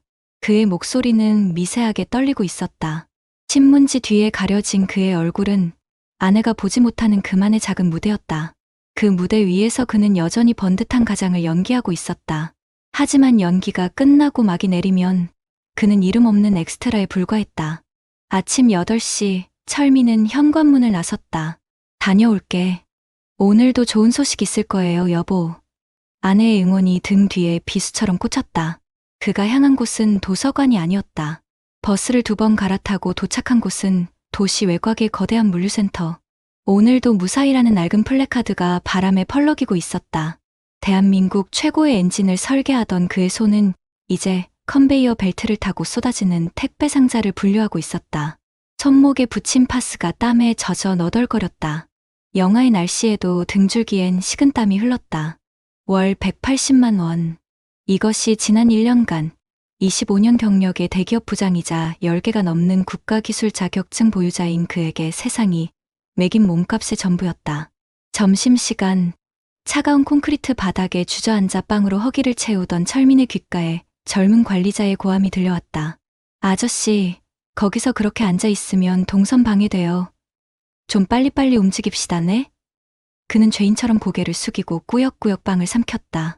수십 명의 부하 직원을 호령하던 목소리는 어디로 갔을까? 그의 이름은 이제 박철민 부장님이 아닌 그냥 아저씨였다. 서러움이 목구멍까지 차올랐지만 그는 빵과 함께 삼켜버렸다. 딸의 웨딩홀 계약금을 떠올렸다. 아내의 웃는 얼굴을 떠올렸다. 그는 아직 무너질 수 없었다. 집으로 돌아오는 버스 안. 철민은 창밖으로 스쳐 지나가는 풍경을 멍하니 바라봤다. 화려한 네온사인과 행복해 보이는 사람들의 얼굴이 그와는 다른 세상 이야기처럼 아득했다.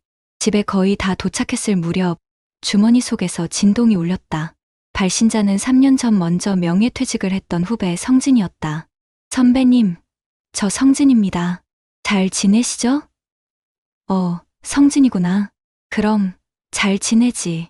자네는 어때? 한때는 같은 팀에서 내연기관의 미래를 설계하던 후배였다. 전기차로 산업이 재편되면서 가장 먼저 회사를 떠나야 했던 비운의 엔지니어. 철민은 왠지 모를 동질감에 마음이 쓰였다. 저는 그냥 이것저것 하고 있습니다. 다름이 아니라 혹시 선배님 요즘 뭐 하시는지 제가 아는 분이 작은 금연공장을 하는데 사람이 필요하다고 해서요. 물론 예전 같진 않지만 철민의 심장이 쿵 하고 내려앉았다. 그의 상황을 모르는 후배의 순수한 호의가 오히려 가슴을 후벼 팠다. 아, 그래? 고맙네. 근데 나 지금 좋은 자리 얘기되는 곳이 있어서 거의 다 됐어. 신경 써줘서 고마워. 거짓말이었다. 입안이 바싹 말라왔다. 자존심이라는 얄팍한 벽 뒤에 숨어 그는 또다시 괜찮은 척 연기를 하고 있었다. 전화를 끊고 난 뒤 철민은 버스 손잡이를 붙잡고 가만히 눈을 감았다. 나는 지금 어디로 가고 있는 걸까? 컴컴한 그의 마음속으로 버스가 끝없이 달려 들어오는 것만 같았다. 그날 밤 철민은 잠든 아내의 얼굴을 몰래 엿보다가 서재로 들어왔다. 낡은 책상 서랍 깊숙한 곳에서 빛바랜 명함집을 꺼냈다. 한 장 한 장 그가 25년간 쌓아올린 역사가 먼지와 함께 묻어나왔다. 수많은 협력업체 사장들의 이름과 직함. 한때는 그가 전화 한 통이면 만사를 제쳐두고 달려오던 사람들이었다. 그는 용기를 내어 그중 가장 친했던 부품업체 김 사장에게 문자를 보냈다. 김 사장, 오랜만이네. 박철민 부장일세. 잘 지내나? 10분이 지나고 30분이 지나도 답장은 오지 않았다. 철민은 쓴웃음을 지으며 핸드폰을 내려놓았다. 회사를 나오는 순간 박철민 부장이라는 이름 위에 붙어있던 모든 권위와 관계는 신기루처럼 사라져버린 것이었다. 그는 이제 그냥 박철민, 실직한 50대 아저씨일 뿐이었다. 그는 책상 위에 놓인 딸 미영의 사진을 보았다. 환하게 웃는 딸의 얼굴. 그 미소를 지켜주기 위해서라면 그는 어떤 수치심도 견뎌낼 수 있었다. 그래, 내일은 새벽 인력 시장이라도 나가보자. 뭐라도 해야지. 그는 굳게 마음을 다잡으며 텅 빈 이력서 양식을 컴퓨터 화면에 띄웠다. 경력란에 무엇을 써야 할까? 땡땡 오토텍 연구소장. 그 한 줄을 쓰는데 밤이 새도록 손가락이 움직이지 않았다. 며칠 뒤 딸 미영이 오랜만에 저녁을 먹으러 집에 왔다. 손에는 예비 사위가 보냈다는 고급 과일 바구니가 들려 있었다. 아내 수희는 입이 귀에 걸렸다. 어머, 김서방은 뭘 이런 걸 다. 그냥 몸만 와도 되는데. 엄마, 오빠가 아버지 좋아하시는 샤인머스켓으로 일부러 골랐대. 아빠, 요즘 기술 고문 자리 알아보시는 거 잘 돼가요? 미영의 해맑은 질문에 철민은 가슴이 철렁했다. 그럼 슬슬 좋은 소식 들려올 거야. 그는 과일을 깎는 척하며 딸의 시선을 피했다. 식사가 끝나고 미영은 조심스럽게 서류 봉투 하나를 내밀었다. 아빠, 이거 예식장 잔금이랑 스드메 비용 견적서인데 아빠 퇴직금에서 해결해 주신다고 했지만 그래도 한번 보시는 게 좋을 것 같아서. 철민은 떨리는 손으로 봉투를 열었다. 눈앞에 찍힌 숫자에 숨이 멎는 것 같았다. 그가 지난 1년간 물류센터에서 뼈 빠지게 번 돈을 모두 합쳐도 턱없이 부족한 금액이었다. 그의 퇴직금은 이미 주식 투자 실패와 생활비로 절반 이상이 녹아 없어진 상태였다. 아내와 딸은 그 사실을 전혀 모르고 있었다. 아, 그래? 아빠가 다 알아서 할게. 걱정하지 마. 그의 이마에 식은땀이 송골송골 맺혔다. 그 모습을 이상하게 여긴 수희가 물었다. 여보, 어디 안 좋아요? 얼굴이 왜 이렇게 창백해요? 아니야, 괜찮아. 그냥 좀 피곤해서. 그날 이후 철민의 거짓말은 눈덩이처럼 불어났다. 그는 물류센터 일을 마치고 밤에는 대리운전까지 시작했다. 하루 서너 시간 쪽잠을 자며 돈을 벌었다. 망가져가는 몸보다 가족을 속이고 있다는 죄책감이 그를 더 괴롭혔다. 그러던 어느 날 새벽 대리운전 콜을 받고 도착한 고급 아파트 주차장에서 그는 운명처럼 그의 전 직장 상무와 마주쳤다. 만취한 상무는 그를 알아보지 못했다. 어이, 대리, 운전 좀 살살해. 내가 누군지 알아? 뒷좌석에서 들려오는 거만한 목소리. 한때는 깍듯이 박 부장님이라 부르며 따르던 사람이었다. 철민은 백미러로 비친 상무의 얼굴을 보며 입술을 깨물었다. 목적지에 도착하자 상무는 지갑에서 꼬깃꼬깃한 10,000원짜리 몇 장을 던지듯 건넸다. 잔돈은 됐수다. 그 순간 차 안 조명등에 철민의 얼굴이 드러났다. 박 부장님? 상무의 눈이 커졌다. 철민은 아무 말도 할 수 없었다. 세상이 무너지는 듯한 수치심과 절망감. 그는 도망치듯 차에서 내려 어둠 속으로 사라졌다. 그날 밤, 그는 처음으로 집에 들어가지 않았다. 텅 빈 놀이터 벤치에 앉아 밤을 지새웠다. 그의 손에는 18개의 자격증 수첩이 들려 있었다. 지게차, 전기기능사, 용접기능사 혹시나 도움이 될까 싶어 퇴직 후 미친 듯이 땄던 자격증들이었다. 하지만 이 종이 쪼가리들은 그의 처절한 현실 앞에서 아무런 방패도 되어주지 못했다. 그의 눈에서 뜨거운 눈물이 흘러내렸다. 25년의 세월이, 그의 청춘이, 그의 자부심이 한 방울의 눈물 속에 담겨 차가운 아스팔트 위로 떨어져 내렸다. 다음 날 아침, 철민이 뜬 눈으로 밤을 새우고 집으로 돌아왔을 때 거실에는 아내 수희가 뜬금없이 그의 겨울 작업복을 꺼내놓고 먼지를 털고 있었다. 철민은 심장이 멎는 듯했다. 여보. 그건 왜? 수희는 뒤돌아보지 않고 묵묵히 옷의 먼지를 털어낼 뿐이었다. 한참의 침묵 끝에 그녀가 조용히 입을 열었다. 어제 당신 책상 정리하다가 봤어요. 그녀의 손에는 낡고 해진 그의 근무 일지가 들려 있었다. 물류센터에서 받은 날짜와 시간, 그리고 그날 번 일당이 빼곡히 적힌 그의 처절한 기록이었다. 그 옆에는 은행에서 온 대출 상환 독촉장도 놓여 있었다. 언제부터였어요? 수희의 목소리는 분노나 원망이 아니었다. 너무나도 깊은 슬픔이 담겨 있어 차라리 비명처럼 들렸다. 철민은 무릎을 꿇었다. 더 이상 어떤 거짓말도, 어떤 변명도 할 수 없었다. 미안해 여보, 정말 미안해. 그의 어깨가 가늘게 떨리기 시작했다. 58가장의 통곡이 거실을 가득 메웠다.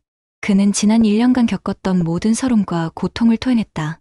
답장 없는 이력서들, 아저씨라고 불리던 순간들, 후배의 동정을 거절해야 했던 비참함, 그리고 전 상사 앞에서 느꼈던 굴욕감까지 모든 것을 쏟아냈다. 수희는 말없이 그의 곁으로 다가가 그의 등을 가만히 쓸어주었다. 그녀의 눈에서도 눈물이 쉴 새 없이 흘러내렸다. 남편의 망가진 자존심이, 그가 혼자 짊어졌을 고통의 무게가 그녀의 심장을 아리게 했다. 한참을 울던 철민이 고개를 들고 아내의 눈을 바라보며 갈라진 목소리로 말했다. 이 손으로 당신이랑 미영이 평생 지켜주겠다고 약속했으니까 아직은 그 약속 지키고 있는 아빠, 남편이고 싶었어. 그의 거칠고 상처투성이인 손, 한때는 대한민국 최고의 엔진을 설계하던 그 자랑스럽던 손이었다. 수희는 그 손을 두 손으로 따뜻하게 감쌌다. 그리고 남편의 눈을 보며 단호하지만 따뜻한 목소리로 말했다. 여보, 당신 손이 지켜준 건 돈이나 명예가 아니었어요. 바로 우리 가족, 나하고 미영이었지. 당신은 단 한순간도 그 약속을 어긴 적 없어요. 최고의 남편이었고 최고의 아빠였어. 앞으로도 그럴 거고. 그때 방문이 조용히 열리고 딸 미영이 눈이 퉁퉁 부은 채로 걸어 나왔다. 그녀는 모든 것을 듣고 있었다. 미영은 말없이 아빠와 엄마를 끌어안았다. 아빠, 나 그런 비싼 결혼식 필요 없어. 세상에서 제일 멋진 우리 아빠 손잡고 들어가는 거면 그걸로 충분해. 세 사람은 한참을 부둥켜 안고 울었다. 집안을 가득 채웠던 무거운 거짓과 침묵의 벽이 마침내 눈물과 함께 허물어지고 있었다. 며칠 후, 철민의 가족은 작은 치킨집 가게 자리를 알아보고 있었다. 철민이 퇴직 후 혹시 몰랐다 두었던 조리사 자격증이 빛을 발할 차례였다. 아내 수희는 카운터를, 딸 미영은 주말 아르바이트를 하겠다며 나섰다. 모든 것이 처음부터 다시 시작이었다. 화려했던 과거는 없었지만 그들의 얼굴에는 오랜만에 진짜 웃음꽃이 피어났다. 가게 이름을 정하던 날, 철민이 낡은 수첩에 힘있는 글씨로 적었다. 아빠의 청춘달. 한때 대한민국 산업의 심장을 뛰게 했던 그의 손은 이제 가족의 미래를 위해 뜨거운 기름 앞에서 다시 한번 청춘을 불태우고 있었다. 그의 마지막 이력서는 세상에 제출되지 않았지만 그는 가족이라는 세상에서 가장 위대한 회사에 당당히 재취업한 것이었다. 저녁 노을이 비치는 작은 가게 안, 새 식구의 웃음소리가 희망처럼 번져나가고 있었다. 여러분 어떠시나요? 위의 사례는 정말 비참하고 서글픈 인생 아닌가요? 하지만 지금부터 소개해드리는 사례는 정반대의 선택으로 행복한 노후를 보내고 있는 분을 소개해드리겠습니다. 아침 햇살이 거실 깊숙이 스며드는 오전 9시. 아내 경숙이 정성껏 내린 드립 커피 향이 집안을 채웠다. 여보, 당신 좋아하는 과테말라 원두. 향 좋죠? 이정훈, 올해 나이 62. 그는 30년간 몸담았던 구청을 떠난 지 2년째다. 그는 아내가 건네는 커피를 받아들며 신문을 펼쳤다. 청년 창업 5년 내 폐업률 70% 육박, 고금리 고물가의 직격탄. 씁쓸한 헤드라인에 그의 미간이 잠시 좁혀졌다. 아내 경숙은 남편의 표정을 읽고는 조용히 그의 어깨를 두드렸다. 너무 걱정 말아요. 우리 민준이 똑똑한 아이니 잘 해낼 거예요. 그리고 우리에겐 우리가 세워둔 계획이 있잖아요. 정우는 아내의 말에 고개를 끄덕이며 희미하게 웃었다. 계획. 그 단어는 이제 그에게 불안한 파도를 막아주는 든든한 방파제와도 같았다. 매달 10일이면 어김없이 통장에 찍히는 공무원 연금 300만 원. 그것이 그의 새로운 월급이었다. 액수는 예전 같지 않았지만 이 돈은 부부의 단단한 노후를 지탱하는 주춧돌이었다. 아버님, 이번 달 이자 막을 돈이 조금 부족해서. 소화기 너머로 들려오는 아들 민준의 목소리는 잔뜩 기어들어가 있었다. 야심차게 시작했던 IT 스타트업이 3년을 버티지 못하고 흔들리고 있었다. 함께 일했던 동료들 월급을 챙겨주다 보니 정작 자신의 생활비는 바닥난 모양이었다. 정우는 잠시 눈을 감았다. 왜 마음이 쓰이지 않겠는가. 하지만 그는 10년 전 아내와 함께 재무 설계사 앞에서 했던 약속을 떠올렸다. 자식 지원은 결혼할 때 집 전세금 일부 보태주는 것까지. 그 이후는 어떤 경우에도 노후 자금에 손대지 않는다. 그것은 냉정한 원칙이 아니라 자식에게 끝까지 짐이 되지 않으려는 부부의 마지막 자존심이었다. 민준아, 저녁에 집으로 들어오너라. 엄마랑 같이 얘기 좀 하자. 정우는 아들의 부탁을 단칼에 거절하지도 섣불리 약속하지도 않았다. 대신 대화를 선택했다. 그날 저녁 식탁에는 무거운 침묵이 흘렀다. 민주는 차마 입을 떼지 못하고 고개만 숙이고 있었다. 경숙은 아들의 마른 어깨를 보며 안쓰러운 표정을 지었지만 남편의 결정에 모든 것을 맡기기로 했다. 정우는 말없이 서재에서 낡은 가계부와 통장들을 들고 나왔다. 그리고 아들 앞에 펼쳐 보였다. 거기엔 부부의 한 달 수입 300만 원과 각종 공과금, 보험료, 병원비, 생활비 등이 한눈에 보기 쉽게 정리되어 있었다. 보이는 그대로다. 이게 우리 둘의 한 달 살림이야. 여기서 내 사업 자금을 대주는 건 불가능하단 거 너도 알 거다. 정훈의 목소리는 단호했지만 아들을 비난하는 기색은 없었다. 민준의 얼굴이 일그러졌다. 아버지, 제가 이런 부탁까지 드리는 거 정말 면목 없는 거 알아요. 하지만 이번만 넘기면 정말 아들의 애원에 경숙의 마음이 흔들렸지만 정훈은 고개를 저었다. 민준아, 무너진 독에 흙 한 줌 던져 넣는다고 막아지는 게 아니야. 지금 내게 필요한 건 밑빠진 독에 물 붓기가 아니라 그 독을 잠시 내려놓을 용기다. 그는 아들의 눈을 똑바로 보며 말했다. 사업은 정리하거라. 실패는 부끄러운 게 아니다. 경험이다. 대신 내가 다시 일어설 때까지 6개월간 아빠가 내 월세랑 최소한의 생활비는 지원해주마. 그게 내가 해줄 수 있는 최선이고 우리 노후를 지키면서 너를 도울 수 있는 유일한 방법이다. 아들의 눈에서 굵은 눈물이 툭 떨어졌다. 원망과 서러움이 아닌 아버지의 현실적인 사랑과 깊은 뜻을 이해한 눈물이었다. 그는 그제야 아버지가 단순히 돈을 아끼는 것이 아니라 가족 전체가 함께 무너지지 않을 길을 선택했음을 깨달았다. 그날 밤, 부자는 오랜만에 어깨를 나란히 하고 집 앞 공원을 걸었다. 아버지, 죄송해요. 그리고 감사해요. 됐다. 사내 자식이 넘어져 봤으니 이제 일어설 일만 남았지. 내 나이엔 그게 약이다. 아버지의 투박한 위로에 아들은 다시 한번 울컥했다. 자존심 때문에 친구에게도 말 못했던 속내를 털어놓으며 민주는 오랜만에 어린아이가 된 기분이었다. 몇 달 뒤 정우는 구청에서 퇴직 공무원들을 대상으로 모집한 어르신 스마트폰 활용 교육 강사로 위촉되었다. 일주일에 2번, 3시간씩 동네 어르신들에게 스마트폰 사용법을 알려주고 월 50만 원의 활동비를 받았다. 구청장 시절의 권위도 과장님이라는 직함도 없었다. 그는 그저 이정훈 선생님이었다. 하지만 그는 지금의 삶이 더없이 만족스러웠다. 선생님 덕분에 이제 손주랑 영상통화도 할 수 있게 됐어. 고마워요. 정말.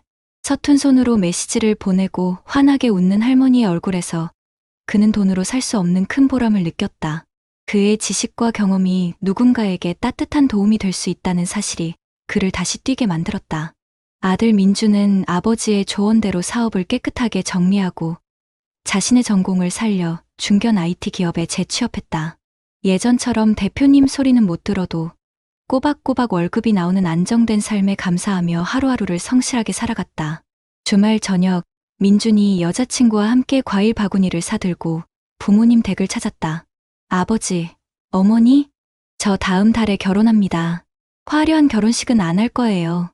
양가 부모님 모시고 조촐하게 식사하고 그 돈 아껴서 작은 전셋집 얻으려고요. 며느리감의 야무진 말에 경숙의 입가에 한바구음이 번졌다.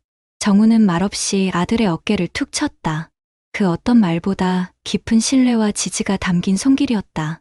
모두가 돌아간 조용한 밤, 정우는 아내와 함께 베란다에 앉아 밤하늘을 보았다. 아내가 그의 손을 가만히 잡았다.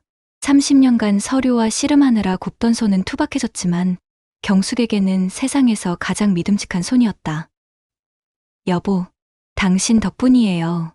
그때 만약 우리가 민준이한테 무리해서 돈을 해줬더라면 어쩌면 지금 우리 모두가 불행했을지도 몰라요. 정우는 아내의 손을 마주 잡으며 나지막이 말했다. 우리가 지켜낸 건 돈 몇 푼이 아니야. 우리 부부의 남은 인생, 그리고 아들 녀석이 스스로 일어설 기회를 지켜낸 거지. 진짜 가장은 돈으로 성을 쌓는 사람이 아니라 어떤 비바람에도 무너지지 않을 단단한 울타리를 만드는 사람이니까. 그의 손은 한때 수많은 결제 서류에 사인을 하던 손이었지만 이제는 아내의 손을 잡고 작은 텃밭을 가꾸고 누군가에게 배움의 기쁨을 나눠주는 더 따뜻하고 값진 손이 되어 있었다. 이튿날 정훈의 통장에는 구청에서 보낸 어르신 정보와 교육 강사 활동비 50만 원이 입금되었다. 그의 인생 두 번째 월급이었다. 그는 그 돈으로 아내와 함께 가을 단풍을 보러 갈 기차표를 예매했다. 화려하진 않지만 하루하루가 충만하고 평온했다. 금으로 지은 성은 아니었지만 부부가 평생에 걸쳐 정직한 땀으로 한 장 한 장 쌓아올린 벽돌집은 그 어떤 태풍에도 끄떡없을 만큼 견고했다. 저 멀리 도시의 야경이 별처럼 빛나는 밤, 부부의 웃음소리가 따뜻한 커피 향처럼 조용히 퍼져나가고 있었다. 앞선 사례들을 잘 보셨나요? 이런 문제들과 관련해서 전문가들과 통계 자료를 소개해드리겠습니다. 지금 대한민국 60세 이상 어르신들 중에서 일하시는 분들, 그 수가 50대 취업자 수를 넘어섰다는 사실 알고 계셨습니까? 언뜻 들으면 참 좋은 소식 같죠? 다들 정정하게 경제활동을 하고 계시구나 싶고요. 하지만 그 속을 들여다보면 마음이 참 무거워집니다. 대부분이 저임금에 언제 그만두게 될지 모르는 임시직이기 때문입니다. 통계를 보면요. 우리가 평생 직장이라 믿었던 곳에서 나오는 나이가 평균 52.9세라고 합니다. 50도 채 되기 전에 주된 일자리에서 밀려나는 겁니다. 그 후로는 소득 공백이 길고 짙게 드리워지죠. 오죽하면 경제협력개발기구, 그러니까 잘 사는 나라들 모임에서 우리나라 노인 빈곤율이 최고 수준이라고 하겠습니까? 2022년 기준으로 66세 이상 인구의 39.8%, 거의 10분 중 4분이 빈곤 상태라는 겁니다. 국민연금이라도 든든하면 좋겠지만 한 달 평균 수령액이 82만 원 수준이니 이걸로 품위 있는 노후를 보내기란 사실상 불가능에 가깝습니다. 물론 자산이 없는 건 아닙니다. 평생 모은 재산이 집 한 채에 묶여 있어 당장 쓸 수 있는 현금이 부족한 게 문제죠. 여기에 자식들 뒷바라지하느라 본인 노후 자금을 희생하는 샌드위치 세대의 비극이 더해집니다. 전문가들은 입을 모아 경고합니다. 무리하게 자녀를 지원하다가는 부모의 노후가 통째로 파산할 수 있다고요. 오늘 보신 첫 번째 이야기, 내 아버지의 마지막 이력서 속 박철민 가장의 모습이 바로 이 암울한 현실의 축소판입니다.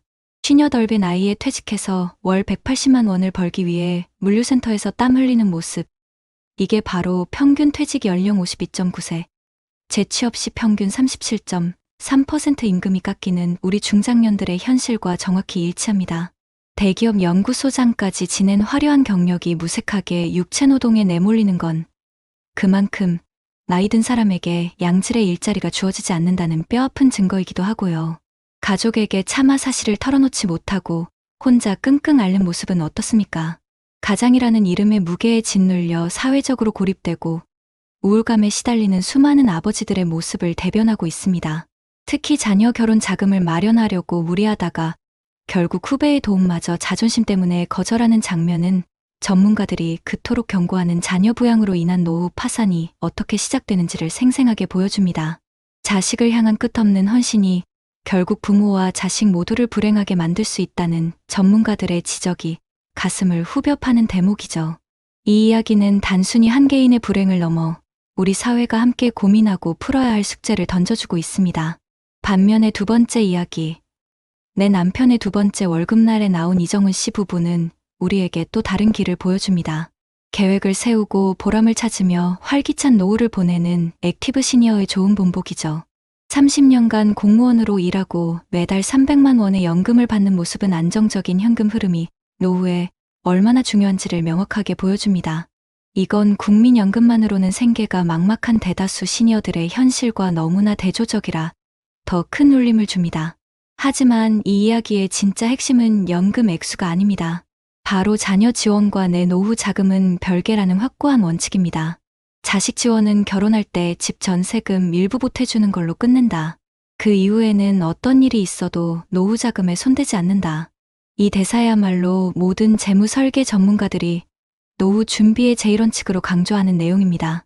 자녀가 스스로 경제적으로 독립할 수 있도록 돕는 것이 진짜 부모의 역할이며 무엇보다 부모 자신의 노후 준비가 최우선이 되어야 한다는 겁니다. 아들이 사업에 실패했을 때 이정훈 씨가 무작정 돈으로 해결해주는 대신 월세와 생활비를 6개월만 지원하며 현실적인 조언을 해주는 장면. 이게 바로 자녀의 자립심을 키워주면서도 현명하게 내 노후를 지키는 방법입니다. 퇴직 후에 어르신 스마트폰 활용 교육 강사로 활동하며 월 50만 원의 활동비를 받는 모습도 인상적입니다. 이건 단순히 돈을 버는 걸 넘어서 사회와 계속 소통하고 내가 가진 경험과 지식을 나누며 새로운 보람을 찾는 과정입니다. 이렇게 새로운 역할을 통해 삶의 만족도를 높이는 것. 이것이 바로 경제적 안정과 더불어 풍요로운 노후를 만드는 비결이라고 전문가들은 말합니다. 이 두 이야기는 우리에게 동전의 양면처럼 다른 노후의 현실을 보여주면서 결국 선택과 준비의 중요성을 이야기하고 있습니다. 그렇다면 앞선 사례들을 해결할 수 있는 방법은 무엇이 있을까요? 먼저 불안정한 소득과 재취업 문제부터 이야기해 볼게요. 우리 박철민 씨처럼 주된 일자리에서 퇴직하고 나면 갑자기 저임금이나 단기 일자리로 내몰리는 경우가 많잖아요. 이런 어려움을 겪는 분들을 위해 정부나 지자체에서는 경력과 전문성을 살릴 수 있는 재취업 정책들을 많이 내놓고 있습니다. 우선 고용노동부의 신중년 경력형 일자리 사업을 보면요. 우리 5060 어르신들이 퇴직 전에 쌓았던 전문 지식과 경험을 지역사회에 다시 기여할 수 있도록 돕는 사업이에요. 단순히 몸으로 하는 일이 아니라 컨설팅이나 교육, 서비스 기획 같은 그동안의 경력을 그대로 활용할 수 있는 업무들이 중심이 됩니다. 박철민 씨도 이런 기회를 활용했다면 물류센터 대신 자신의 전문성을 살릴 수 있었겠죠. 또 중장년 네일센터라는 곳도 있습니다. 전국적으로 운영되고 있는데 만 40세 이상 중장년 구직자들을 대상으로 생애, 경력 설계부터 시작해서 다시 직업을 찾거나 아니면 창업을 할 수 있도록 원스톱으로 모든 고용 서비스를 제공해줘요. 만약 박철민 씨가 물류센터로 바로 가기 전에 이곳을 먼저 찾아봤더라면 분명 다른 선택을 할 수 있었을 거예요. 그리고 서울시 50플러스 재단이나 부산시 장노년 일자리 지원센터 같은 각 지자체에서도 해당 지역의 산업 특성에 맞는 맞춤형 교육 훈련이나 인턴십 프로그램을 운영해서 실제로 다시 일자리를 찾을 수 있도록 적극적으로 돕고 있습니다. 전문가들은요, 퇴직하고 나면 아무래도 심리적으로 위축돼서 과거의 경력을 아예 포기하고 바로 단순 육체노동으로 뛰어드는 분들이 많다고 해요. 하지만 정부의 이런 지원 제도를 적극적으로 활용해서 내 경력을 다시 한번 돌아보고 요즘 시대에 맞는 기술이나 직업 훈련을 받는다면 충분히 다시 좋은 일자리를 찾을 수 있다고 조언합니다. 물론 눈높이를 현실적으로 조절하는 건 필요하지만 그렇다고 해서 스스로의 가치를 너무 낮출 필요는 없다고 강조하셨어요. 다음으로 노후 자금 고갈이나 자녀 지원 문제에 대해서도 이야기해봐야 할 것 같아요. 박철민 씨 가정이 어려움을 겪었던 가장 큰 이유 중 하나가 바로 자녀, 결혼 자금 지원 등으로 노후 자금이 소진된 거였죠. 반면에 이정훈 씨 부부처럼 명확한 원칙을 세우는 게 정말 중요한데요. 이를 뒷받침할 제도적인 장치들도 마련되어 있습니다. 한국주택금융공사의 주택연금이 대표적인데요. 가지고 계신 주택을 담보로 맡기고 돌아가실 때까지 또는 일정 기간 동안 매달 연금처럼 생활비를 받는 제도예요. 부동산에 자산이 많이 묶여있는 우리나라 어르신들에게는 안정적인 현금 흐름을 확보할 수 있는 아주 현실적인 대안이 됩니다. 자녀에게 집을 물려주는 대신 나 자신을 위해 연금처럼 활용해서 독립적인 노후를 꾸릴 수 있는 거죠. 또 국민연금공단에서는 노후 준비 서비스를 제공하고 있어요. 이건 재무 설계는 물론이고 건강관리, 여가활동, 대인관계 등 노후 생활 전반에 대한 종합적인 상담과 교육을 무료로 받아볼 수 있는 서비스입니다. 이걸 통해서 내가 자녀를 어디까지 도와주는 게 적당할지, 그리고 나의 노후에는 얼마만큼의 자금이 필요할지에 대한 객관적인 진단을 받아볼 수 있는 거죠. 재무 설계 전문가들은요, 자녀에게 줄 수 있는 가장 좋은 유산은 부모님이 스스로의 노후를 책임져서 자녀에게 짐이 되지 않는 거라고 힘주어 말합니다. 내리사랑이라는 이름으로 노후 자금을 자녀에게 무한정 지원하는 건 부모님은 물론이고 자녀들까지도 불행하게 만들 수 있는 재정적 학대가 될 수 있다고까지 말씀하세요. 그래서 언제까지 얼마나 지원할지 명확한 원칙을 세우고 가족 모두가 그걸 공유하는 게 필수적이라고 조언합니다. 마지막으로 사회적 고립감과 심리적인 위축감을 극복하는 방법에 대해서도 알아볼게요. 퇴직 후에 느끼는 사회적인 단절감이나 우울감은 박철민 씨를 정말 힘든 상황으로 몰아넣었던 또 다른 원인이었죠. 이정훈 씨처럼 새로운 사회적 역할을 찾고 여러 사람과 관계를 맺는 것이 건강한 노후의 핵심입니다. 보건복지부의 노인 사회활동 지원 사업을 활용해보세요. 어르신 스마트폰 활용 교육 강사처럼 지역사회에 공익적으로 기여할 수 있는 다양한 활동들을 지원해주고요. 한 달에 20만 원에서 70만 원 정도의 활동비도 받을 수 있어서 사회 참여를 통해 삶의 활력과 보람을 되찾을 수 있도록 도와줍니다. 또 각 지자체에서 운영하는 노인복지관이나 평생학습관도 적극적으로 이용하시면 좋아요. 저렴한 비용으로 취미생활이나 교양, 건강, 외국어 등 정말 다양한 프로그램들을 제공해서 새로운 것을 배우고 비슷한 연령대의 친구들을 사귈 수 있는 좋은 기회가 됩니다. 혹시 우울증이나 스트레스 같은 심리적인 어려움을 겪고 계시다면 전국 시군구에 있는 정신건강복지센터나 심리상담 지원 프로그램을 찾아보세요. 전문적인 상담을 무료나 아주 저렴한 비용으로 받아볼 수 있습니다. 노년학 전문가들은 퇴직을 끝이 아니라 새로운 역할을 찾아가는 전환기라고 말합니다. 과거의 직함이나 지위를 내려놓고 비록 소소하더라도 다른 사람들과 교류하고 사회에 조금이라도 기여할 수 있는 활동에 참여하는 것이 정신건강에 정말 중요하다고 강조해요. 특히 우리 남성 어르신들은 감정 표현에 서툴러서 혼자 고립되기 쉬운 경우가 많으니까 의식적으로라도 지역 공동체나 동호회 활동에 참여하려는 노력이 필요하다고 조언합니다. 이처럼 우리는 안정적이고 활기찬 노후를 위해 스스로 준비하고 또 국가와 사회의 다양한 지원 제도를 적극적으로 활용하는 지혜가 필요합니다. 삶의 황혼, 어찌 서글픈 뿐이랴 지나온 길 위엔 수많은 별들이 반짝이고 다가올 내일엔 또 다른 태양이 떠오르나니 주름진 얼굴엔 지혜의 깊은 강물 흐르고 휘어진 어깨 위엔 세월의 무게가 아닌 삶을 껴안은 따뜻한 용기가 앉아있네. 젊음의 열정은 고요한 성숙으로 변하고 빠르게 뛰던 심장은 잔잔한 평화로 채워지네. 이 길의 끝에서 우리는 무엇을 찾을까? 서러움 대신 희망을, 후회 대신 감사를 찬란하게 빛날 마지막 페이지를 위해 지금 다시 설레는 마음으로 걸어가리. 사랑하는 시청자 여러분, 오늘 우리는 박철민 씨의 가슴 아픈 이야기와 이정훈 씨 부부의 현명한 선택을 통해 노년의 삶이 얼마나 다양한 모습으로 펼쳐질 수 있는지 깊이 생각해 보았습니다. 박철민 씨가 겪었던 불안정한 소득과 재취업의 어려움, 자녀 지원으로 인한 노후 자금 고갈, 그리고 사회적 고립감으로 인한 깊은 우울감은 어쩌면 우리 모두가 겪을 수도 있는 현실의 그림자였습니다. 그의 이야기는 우리에게 노년의 삶을 준비하는 것이 얼마나 중요한지, 그리고 예상치 못한 어려움이 닥쳤을 때 홀로 감당하는 것이 얼마나 힘겨운 일인지를 여실히 보여주었습니다. 하지만 이정훈 씨 부부처럼 명확한 원칙을 세워 독립적인 노후를 설계하고 끊임없이 새로운 사회적 역할을 찾아 활기찬 삶을 살아가는 모습 또한 보았습니다.